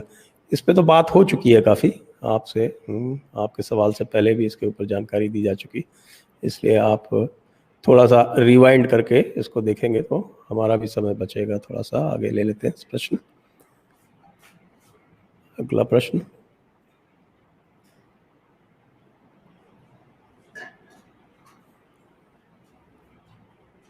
Aditya Kumar ji पूछ रहे हैं, I work in an IT company and most of my friend colleagues follow Akash Banerjee news laundry, Dhruv Rathi, The Wire and many others like, and a few won't follow them. तो भाई आप ही अपनी जिम्मेदारी निभाइए ना, थोड़ा उनको अच्छी चीजें दिखाइए। अगला सवाल विजय Jha, why not align many and all like you enlightened being and make force in education, skill development, professional training without depending on the government। Pushpendra जी इतनी देर से यही तो कह रहे हैं आपको, बिल्कुल आपसे सहमति है 100%। कुंवर सागर से यार, क्या आम हिंदू को अरबिक और उर्दू सीखना चाहिए? अब ये आप बताएं। देखिए, वैसे तो कुछ भी सीखने में बुराई नहीं है, लेकिन जब ऐसा होता है ना कि जब आदमी बहुत कुछ अपनी चीजें सीखता है, तब उसके बाद में विदेश की चीजें जानना चाहता है। लेकिन क्या आपने संस्कृत सीखी? क्या सनातन को जाना? अगर कुरान को जान भी गए, अरबिक को जान भी गए, तो उसमें कौन से ऐसे ग्रंथ लिखे, कौन सा उसमें ज्ञान दुनिया में बांटा गया? कुछ नहीं है। और कुरान को पढ़ के आपको कुछ होगा नहीं। क्यों अपना टाइम वेस्ट कर रहे हैं? संजय जी ने पढ़ लिया है, आरएसएन ने पढ़ लिया है, कुछ कुछ मैंने पढ़ लिया है, और तो लोगों ने उतने ही भर जितने से हमारा काम हो जाए। हम हर चीज में पीएचडी होना क्यों चाहते हैं भाई? जितना हमारे काम का उतना पढ़ लिया है, उतने में आप कुछ और पढ़ेंगे तो कुछ और बात बन जाएगी मेरे भाई। इसलिए इसे छोड़ते हैं। वैसे लैंग्वेज आपका जो दिल चाहे पढ़ें, लेकिन वो तो पढ़ें जो लैंग्वेज जिससे काम हो। अरबी पढ़ने के बाद कहाँ जाएंगे? सऊदी अरब में। आपकी बात बिल्कुल सही है कि उर्दू पढ़ें यदि आपको संस्कृत आती हो तो। बस। और शुभदीप राय जी क्या कह रहे हैं? एम के गांधी वाज गे। अब इसके बारे में हमारे पास कोई हमारे पास सबूत ही नहीं है। हम उनके बेडरूम में नहीं थे, हम नहीं कह सकते कुछ भी। Santoshi, I want clarification from respected Pushpendra ji that did he want to give membership to Sonia and PIB club? देखिए, आप जो लोग प्रेस क्लब ऑफ इंडिया को नहीं जानते, वो आप लोग पता नहीं कहाँ से सवाल पूछते हैं यार। मुझे ये जो सुब्रमण्यम स्वामी टाइप के बहुत सारे जो उनके चेले चपाटे हैं, वो ये निकालते रहते हैं। Press club of India is a body of journalists, and the history of the 50 years of this press club, I was the only person who has been elected 4 times continuously. Press club of India में आप किसी संवैधानिक पद पर बैठते हैं और उसमें 21 लोग होते हैं, उस सामूहिक तौर पे फैसले होते हैं। प्रेस क्लब ऑफ इंडिया में जितने भी गेस्ट आते हैं, वो एंटी इंडिया हो, वो एंटी इंडिया नहीं हो, वो प्रेस क्लब के अंदर एक अलग चीज है। प्रेस क्लब के अंदर सामूहिक फैसला होता है किसको बुलाना है। वहां अडवाणी जी भी आए हैं, वहां अटल जी भी आए हैं, वहां पाकिस्तान के प्रेसिडेंट भी आए हैं, वहां पाकिस्तान के हाई कमिश्नर भी आए हैं, वहां चाइना का एम्बेसडर भी आया है, वहां दुनिया भर के लोग आते हैं। इसी तरीके से सोनिया गांधी भी प्रेस क्लब आना चाहती थी। अब वो यूपीए की चेयरपर्सन थी। प्रेस क्लब के अंदर पुष्पेंद्र के साथ में जो उस क्लब का संविधान है वो चलेगा। आज पुष्पेंद्र प्रेस क्लब में नहीं है, और पुष्पेंद्र कुमार अपनी हैसियत में उस क्लब का सीईओ था। अगर ये सामूहिक फैसला हुआ कि सोनिया गांधी क्लब आना चाहती हैं और सिक्योरिटी उनको नहीं आने देना चाहती, तो प्रेस क्लब ऑफ इंडिया ने जितने भी लोग आए हैं हमारे यहाँ, कने अजीब अजीब विचारधारा के भी लोग आए हैं, उसमें चाहे मीरा नायर आई हो, चाहे उनके हस्बैंड ममदानी साहब आए हो, वो सबको एक ऑनरी मेंबरशिप दी जाती है। तो प्रेस क्लब की पूरी जो एग्जीक्यूटिव थी, जिसमें प्रेसिडेंट, 2 वाइस प्रेसिडेंट, उसमें सेक्रेटरी जनरल, उसमें ट्रेजरर और 16 एग्जीक्यूटिव, सारे के सारे लोग प्रेस क्लब वहां उनके निवास स्थान पे गए थे उनसे मिलने के लिए। तो उस वक्त प्रेसिडेंट का और जो हमारी टीम का और हमारे क्लब का था कि भाई उनको मेंबरशिप देनी है, तो उनको भी दे दिया, तो अडवाणी जी को भी दे दिया, अटल जी को भी दे दिया, चंद्रशेखर। तो वो एक रूटीन का हिस्सा है। और उस प्रेस क्लब की मेंबरशिप जो है किसी इंडिविजुअल को नहीं का फैसला नहीं होता, वो ऑनरी मेंबरशिप होती है। लोग उसको लेते हैं, कोई आते थोड़ी नहीं। सोनिया गांधी वहां शराब पीने थोड़ी नहीं आएंगी, वो तो बेसिकली लिकर का एक अड्डा ही है ना टेक्निकली। वहां कौन सी इंटेलेक्चुअल एक्टिविटी होती है? हमारे जमाने में हमने कोशिश की कि इंटेलेक्चुअल एक्टिविटी हो, तो हमारे जमाने में तो वहां लोगों को बुलाने में बड़ा परहेज था। तो हमने तो अडवाणी जी को भी बुलाया, उनको भी मेंबरशिप दी। हमने तो मुरली मनोहर जोशी को भी बुलाया, उनको भी मेंबरशिप दी। तो वहां विचारों का एक अलग चीज है। वो क्लब है और उस क्लब के अपने नियम है, उसके कानून है। उसमें जो आदमी सेक्रेटरी जनरल बनेगा तो वो करने का, उसमें कोई मेरा इंडिविजुअल किसी से कोई लगाव हो, वो तो नहीं है ना। कोई जरूरी नहीं कि आप पद पे जब बैठते हैं, अब क्या मोदी जी चाह करके नहीं कि साहब मैं मुसलमानों के यहाँ नहीं जाऊंगा? अरे वो प्रधानमंत्री तो जाएंगे नहीं भाई। तो क्लब का भी अपने रूल हैं, कानून हैं, उसमें मैं वहां का अगर सीईओ हूं तो उन्हीं कानूनों के तहत मैं चलूंगा। मेरी इंडिविजुअल राय क्या चीज हो सकती है? आपने क्लैरिफिकेशन दिया, इससे बहुत सारे मसले हल हो गए, क्योंकि ये ट्विटर पे बड़ा चल रहा था, तो अब सभी को बिल्कुल क्लियर हो गया। अगला प्रश्न श्यामनाथ जी पूछ रहे हैं, आपसे अनुरोध है कि जितने न्यूज़पेपर वाले देवी देवता के फोटो छापते हैं उसको बंद कराने के लिए क्या करना पड़ेगा? क्यों, आप क्यों बंद कराना चाहते हैं? ये मुझे तो प्रश्न समझ में नहीं आया विशेष। मैं एक लाइन बोल देता हूं। अभी अभी अभी आज ही की घटना है। एक इंग्लिश का चैनल में देखता हूं, उसके मालिक और चीफ एडिटर हमारे दोस्त भी। अभी वो 7 बजे एक प्रोग्राम हिंदी में देते हैं, उस प्रोग्राम का नाम है पूछता है भारत। और वो अभी आजकल जान रहे हैं आपको, वो ड्रग्स के ऊपर मामला चल रहा है, वो मालूम है क्या टर्म इस्तेमाल कर रहे थे? मैंने उनको व्हाट्सएप पे लिखा, मैं इस चीज में बड़ा अलर्ट रहता हूं। वो ये कह रहे थे कि ये जो ड्रग्स की देवियां हैं, तो मैंने उनसे कहा भाई देवियों का सम्मान मत घटाओ, इनको आप अप्सरा को या हूरे को तो ज्यादा अच्छा होगा। तो ये है, अब क्या कर सकते हैं भाई, अब कितनी जगह अब लोग अखबार पे क्या छापते हैं, हम क्या कर सकते हैं। पवन राय जी पूछ रहे हैं, मुगलों के नाम पे रोड्स और गार्डन्स नहीं, शौचालय और डस्टबिन होने चाहिए, आपकी क्या राय है? मैं तो कह रहा हूं कि इसमें राय पूछने ही नहीं है। अगर इतना मुझे जानने के बाद भी आप राय पूछ रहे हैं तो फिर ये तो मेरे ऊपर ही काउंट आउट कर रहे हैं। सही बात है। तो अब आप समझ जाइए, इसमें ही आपका जवाब मिल गया आपको। सवाल फिर संदीप देव के शो में पूछूंगा, आप आरिफ अजकिया को भी बुलाइए। ये मुझसे कह रहे हैं आप कि पुष्पेन जी से कह रहे हैं, मुझे पता नहीं। अगला सवाल ले लेते हैं।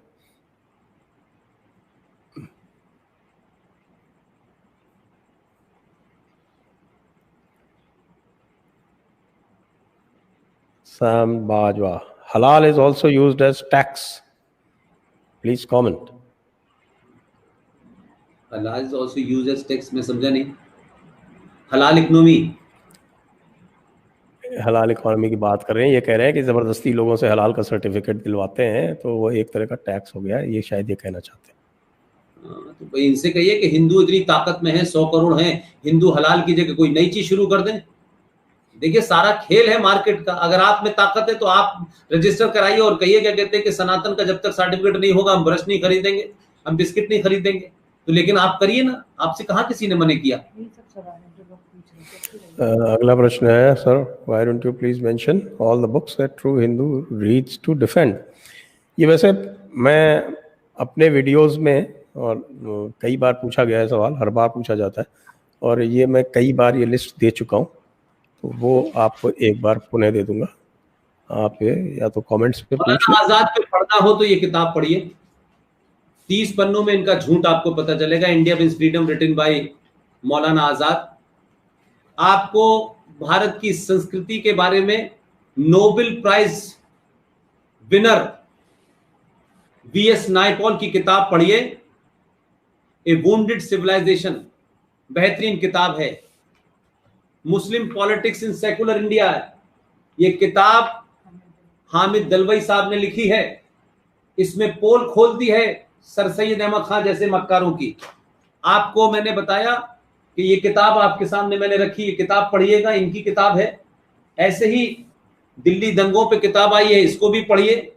इसके अलावा बहुत सारी किताबें हैं जिनके बारे में बोलता रहता हूं मैं, आप उन्हें भी पढ़िए। ये म्यूजिक की किताब है लेकिन आपके काम की है, ये भी किताब पढ़िए। इसी किताब के पढ़ने से मुझे एक बहुत अच्छी चीज पता चली थी, जिसके बारे में मैं बार बार जिक्र करता रहा हूं और कहता रहा हूं कि देखिए अगर आप अपनी चीजों को नहीं पढ़ेंगे तो आप दूसरे पढ़ेंगे। मैं इस किताब के सिलसिले में संजय भाई 2 मिनट मैक्सिमम लूंगा मैं, ये मुझे बहुत जरूरी है इसलिए मैंने कहा। ये जो मैंने आपको किताब दिखाई है, ये एक अच्छे जर्नलिस्ट ने लिखी है और अब वो जो है लता मंगेशकर पे लिख रहे हैं। इस किताब में मेरे मतलब की एक ही बात थी संजय भाई, जो शायद देश को नहीं पता और बार बार मैं लोगों से उसको साझा भी करता हूं। आपने देखा होगा कि वंदे मातरम को लेकर भारत में बड़ी कंट्रोवर्सी रही, और जब भारत आजाद नहीं हुआ था तो 1937 में जब किसी पार्टी की राष्ट्र के ऊपर या किसी देश के ऊपर समझौता करने की कोई हैसियत नहीं थी, तब 1937 में मौलाना आजाद और जिन्ना वगैरह ने इस वंदे मातरम पे सवाल उठाया कि साहब इसमें उनकी भावनाएं आहत हो जाती हैं। तो उस पे कमेटी बनी और तमाम सब लोग बैठे और उसके बाद ये हुआ कि भाई ऊपर के सिर्फ 2 स्टैंजा पढ़े जाएंगे और उसके बाद से वंदे मातरम के 2 स्टैंजा पढ़े जा रहे हैं। लेकिन मेरा सवाल दूसरा है, मैं सिर्फ ये कहना चाहता हूं कि इस किताब के माध्यम से जो मुझे एक ऐसा सच पता चला जो मेरा ज्यादा तर्कों पे आधारित है, भावनाओं से ज्यादा आधार उस पे बेस नहीं है। 14 अगस्त 1947 को जब रात में भारत की पार्लियामेंट के अंदर आजादी की घोषणा होनी थी और पूरा पार्लियामेंट उसमें बैठना था, उससे पहले भारत के गृह मंत्री सरदार पटेल ने एक देश के जाने माने संगीतकार को टेलीग्राम किया और उन्होंने टेलीग्राम में यह कहा कि मैं आपसे एक दरखास्त ये करना चाहता हूं कि आप जिस दिन भारत की आजादी की घोषणा हो और आजादी की घोषणा के बाद जब भारत की संसद में वंदे मातरम हो तो आप उसको गाएं। आप सोचिए कि कैसे कैसे हमारे पास हीरे थे, हमने उनकी वैल्यू नहीं समझी, उनके बारे में कभी देश में बताया नहीं। उन साहब ने अपने टेलीग्राम में पलट के सरदार पटेल से कहा कि मैं आऊंगा लेकिन मेरी शर्त है। उस शख्स का नाम है पंडित ओमकार नाथ ठाकुर और पंडित ओमकार नाथ ठाकुर ने यह शर्त रखी कि मैं जब भी आपकी संसद में वंदे मातरम पढ़ूंगा कि जो भारत अखंड था वो तो खंडित हो गया, लेकिन अब मैं आपके खंडित भारत की पार्लियामेंट में खंडित वंदे मातरम नहीं पढ़ूंगा। मैं 22 पंक्तियों का 9.5 मिनट का पूरा वंदे मातरम पढ़ूंगा, तभी मैं आऊंगा। ये उन्होंने शर्त रखी। सरदार पटेल ने कहा आपकी शर्त को मैंने माना, वो आए। भारत आजाद हुआ या नहीं, भारत आजाद के बाद जो भी काम हुआ वो भारत राष्ट्र का और भारत राज्य का माना जाएगा। उससे पहले किसने किसके साथ क्या समझौता किया था नहीं किया था, उसको सब अमान्य हो गए। आजादी के बाद जो नियम बना, आजादी के बाद संविधान बना, वो मान्य है, अच्छा हो बुरा हो। आप यकीन मानिए वो आए, उन्होंने पूरा अपना वंदे मातरम पढ़ा। पूरे देश में लोग बैठे हुए थे। मिस्टर लारी मुस्लिम लीग का जो एमपी था वो भी बैठा हुआ था, खलीकुज्जमा भी बैठा हुआ था। सबने ऑब्जेक्शन का सब चले गए। लेकिन मैं ये कहता हूं कि क्या आज भारत के लोगों को ये सवाल नहीं उठाना चाहिए कि 1947 में किन दो लोगों के बीच में क्या समझौता हुआ, लेकिन आजाद भारत की संसद में आजादी की घोषणा के बाद अगर वंदे मातरम पूरा पढ़ा गया था तो फिर आज उसे अधूरा क्यों पढ़ा जाता है। ये किताब पढ़ने के बाद मुझे ये चीज पता चली कि इतने ऐसे बड़े लोग थे कि उन्होंने ये नहीं कहा कि हमें राज्यसभा की टिकट चाहिए, हमें ये उन्होंने कहा इस शर्त पे, और उनकी शर्त मानी गई। तो क्या वंदे मातरम आजाद भारत में जो पढ़ा गया था, भारत की संसद में पढ़ा गया था, वही लागू होना चाहिए, या 1937 में दो मक्कारों के बीच में कोई समझौता हुआ वो भारत पे कैसे मान्य हो सकता है? आजाद भारत के सारे समझौते 47 से पहले जो भी हुए वो अमान्य है, 47 के बाद के भारत को हम मानेंगे। तो हमारे लिए वंदे मातरम पूरा पढ़ा गया था, इसलिए देश को आवाज उठानी चाहिए कि हमें ओमकार नाथ पंडित का पढ़ा हुआ वंदे मातरम ही भारत की संसद में सुनना है। सर अब आखिरी 4-5 सवाल हैं, इनको जल्दी जल्दी ले लेते हैं सर, क्योंकि अब हम 2.25 घंटे पे पहुंच रहे हैं। Please help us to create a law against halal so that jhatka becomes a law for non-Muslims wants to eat jhatka. आप खाएंगे झटका तो किसी कानून की जरूरत ही नहीं है, तो आपको डिसाइड करना है। बिल्कुल बिल्कुल बिल्कुल एग्री। नेक्स्ट, चिंतन पटेल, बहुत से राष्ट्रवादियों में सिर्फ आपकी आवाज सरकार के कानों में पहुंचती है। शतम जीवेम शरदा। बहुत अच्छी बात है, आपका बहुत बहुत धन्यवाद। ये अच्छा हुआ मुझे बता दिया कि सरकार के कानों में पहुंच रही है, मुझे पता ही नहीं। रवि जी कह रहे हैं thank you so much for the real education you are providing us. मेरे और मेरे फैमिली के आंखें खुल गए। ये तो उपलब्धि है हमारी, ऐसा हुआ तो बिल्कुल। पुष्पेंद्र जी को धन्यवाद। Now we are on a mission to educate our group. बस यही जज्बा चाहिए। प्रवीण जी कह रहे हैं thank you Pushpendra ji and Sanjay ji. आपको भी बहुत बहुत धन्यवाद। अब इतनी रात गए, अब आप 3 घंटे से प्रोग्राम चल रहा है और आप देख रहे हैं, आपका भी जज्बा है। Rahul Sharma ji, your thoughts on Tahir Gora doing a great job in Canada. Yes, he is doing a great job in Canada, there is no doubt. और ये अंतिम प्रश्न है, sir please don't take Bhim army lightly. They are taking Dalits away from Hinduism in very large numbers in Punjab, also act against communists। इसके बारे में चर्चा हो चुकी है और बिल्कुल हम बिल्कुल लाइटली नहीं ले रहे हैं। और एक प्रश्न और आ गया, डीपीएस जादौन, ये कह रहे हैं आम व्यवहार में शिया मॉडरेट लिबरल दिखाई पड़ते हैं, लेकिन जिन्ना वो ओवैसी को देख भ्रम टूटता है। भाई ओवैसी सुन्नी है, उसको शिया समझने की गलती मत कर लेना। क्या कोई मुस्लिम लिबरल हो सकता है, फिर आम 72 तरीके के। इस पे मेरा बड़ा झगड़ा हुआ था लोगों से, फिर मैंने उनको दिखाया कि देखो भाई ये नमाज कैसे पढ़ता है। हमारे लोगों को ये तक नहीं पता कि शिया नमाज सुन्नी नमाज अलग होती है, शिया कलमा सुन्नी कलमा अलग होता है, और उनका वली अलग होता है, और सब चीज़ें अलग होती हैं, उनकी अजान अलग होती है। ये किसी को ध्यान नहीं है। इसलिए जो भी कहते हैं, ओवैसी साहब बड़े चालाक हैं, उनको कहते हैं आप शिया हैं तो चुप बैठ जाते हैं। लोगों को भ्रम हो जाता है, और जो भी जानता है वो जानता है। खैर, इसी के साथ पुष्पेंद्र जी आपका बहुत बहुत धन्यवाद। आप अभूतपूर्व हैं। 2.25 घंटे तक जिस प्रकार आपने इस धैर्य से सभी के सवालों का जवाब दिया है। हमारा वार्तालाप तो 40 मिनट में समाप्त हो गया था, उसके बाद से 2 घंटे से ऊपर प्रश्नोत्तरी चल रही है। नहीं संजय भाई, इससे इससे सबसे बड़ा यही है कि जो आपके व्यूअर हैं, जो आपके चाहने वाले हैं, उसमें यह है कि देखिए हमारा तो कोई बात नहीं है, हमको तो यही काम कर रहे हैं 24 आवर सब छोड़ने के बाद में। हम तो ये चाहते हैं कि अगर जितने लोग भी आए हैं, अगर उसमें से आधे लोग भी हमारी बात से कन्विंस्ड हैं, तो हम 4 घंटे नहीं 10 घंटे देने को तैयार हैं। हम ये मानते हैं कि मानसिक तौर पे जो हमारे अंदर कंफ्यूजन है, वो जब तक इस नस्ल से बाहर नहीं निकलेगा, एक नहीं हजारों हजारों लाखों संजय दीक्षित, RSN सिंह, GT बख्शी, सुशील पंडित, ललित अंबरदार ये पैदा हो जाएंगे तो संकट चल जाएगा। हम अभी फर्स्ट स्टेज पर हैं, तो रात के 4 भी बजेंगे तब भी मैं इसी शिद्दत के साथ बात करता रहूंगा, क्योंकि इसके अलावा कोई दूसरा एजेंडा ही नहीं है। ये कोई पार्ट टाइम नेशनलिज्म नहीं है। इसलिए मुझे लगता है कि मेरे कारण हो सकता है कि घर में थोड़ा सा दाएं बाएं मामला रहता हो, लेकिन यही मुहिम है, यही करेंगे, और कोई एजेंडा है ही नहीं हमारा। इसलिए लोगों को अवेयर करना, लोगों को समझा देना, लोगों को बता देना, ये बड़ी उपलब्धि है। और अगर लोग सुनते हैं, देख रहे हैं, जिस तरीके के लोगों के कमेंट है संजय भाई, मैं तो आपका शुक्रगुजार हूं कि आपने मुझे मौका दिया।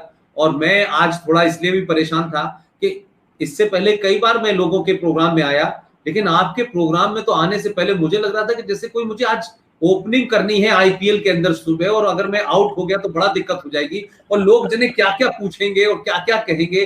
कोई पुर्तगाल से मैसेज दे रहा है, कोई लंदन से मैसेज दे रहा है, कोई US से, कोई, तो मुझे लगता था पता नहीं आज बहुत जबरदस्त किस्म की एक ऑडियंस होने वाली है। लेकिन I am grateful, the audience was so enlightened, they were full of knowledge and they appreciated also. I am really grateful to you and your team और टू टेक्निकल टीम कि मेरी वजह से 1 बजे तक बेचारे वो बैठे हुए हैं। लिहाजा वंस अगेन आप इस मुहिम को चलाए रखें। संजय भाई, मेरे अलावा जो लोग भी हों, चाहे वो RSN हो या GT हो, आपको जब भी मेरी तरफ से कुछ ऐसा लगता हो, मेरी तरफ से कुछ आपको हो, मेरे साथियों से होता हो, रात के 2 बजे भी आप फोन करेंगे तो मैं आपको वो कोशिश करूंगा कि आप और अच्छे और बेहतरीन, मुझसे बेहतर लोगों को बुलाएं, और इस तरीके से देश में एक नई ऑडियंस को, नए लोगों को नए विषय पे और तार्किक तरीके से समझाने का मौका दें। मैं आपका धन्यवाद करता हूं, आपकी टीम का धन्यवाद करता हूं। जो लोग जगे हुए हैं उनका खास तौर से, क्योंकि उन्होंने मेरे लिए अपनी थोड़ा 2-3 घंटे नींद है उन्होंने खराब की है, और जो अमेरिका में है उनको यह है कि अच्छी नींद आ जाएगी इसके बाद में, ये मेरा कहना है। बहुत बहुत शुक्रिया, बहुत बहुत धन्यवाद, शुभ रात्रि। और जो लोग बाहर विदेशों में हैं उनको शुभ दिवस।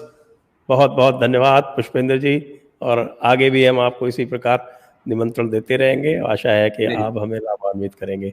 धन्यवाद, बहुत बहुत धन्यवाद। जय हिंद, वंदे मातरम।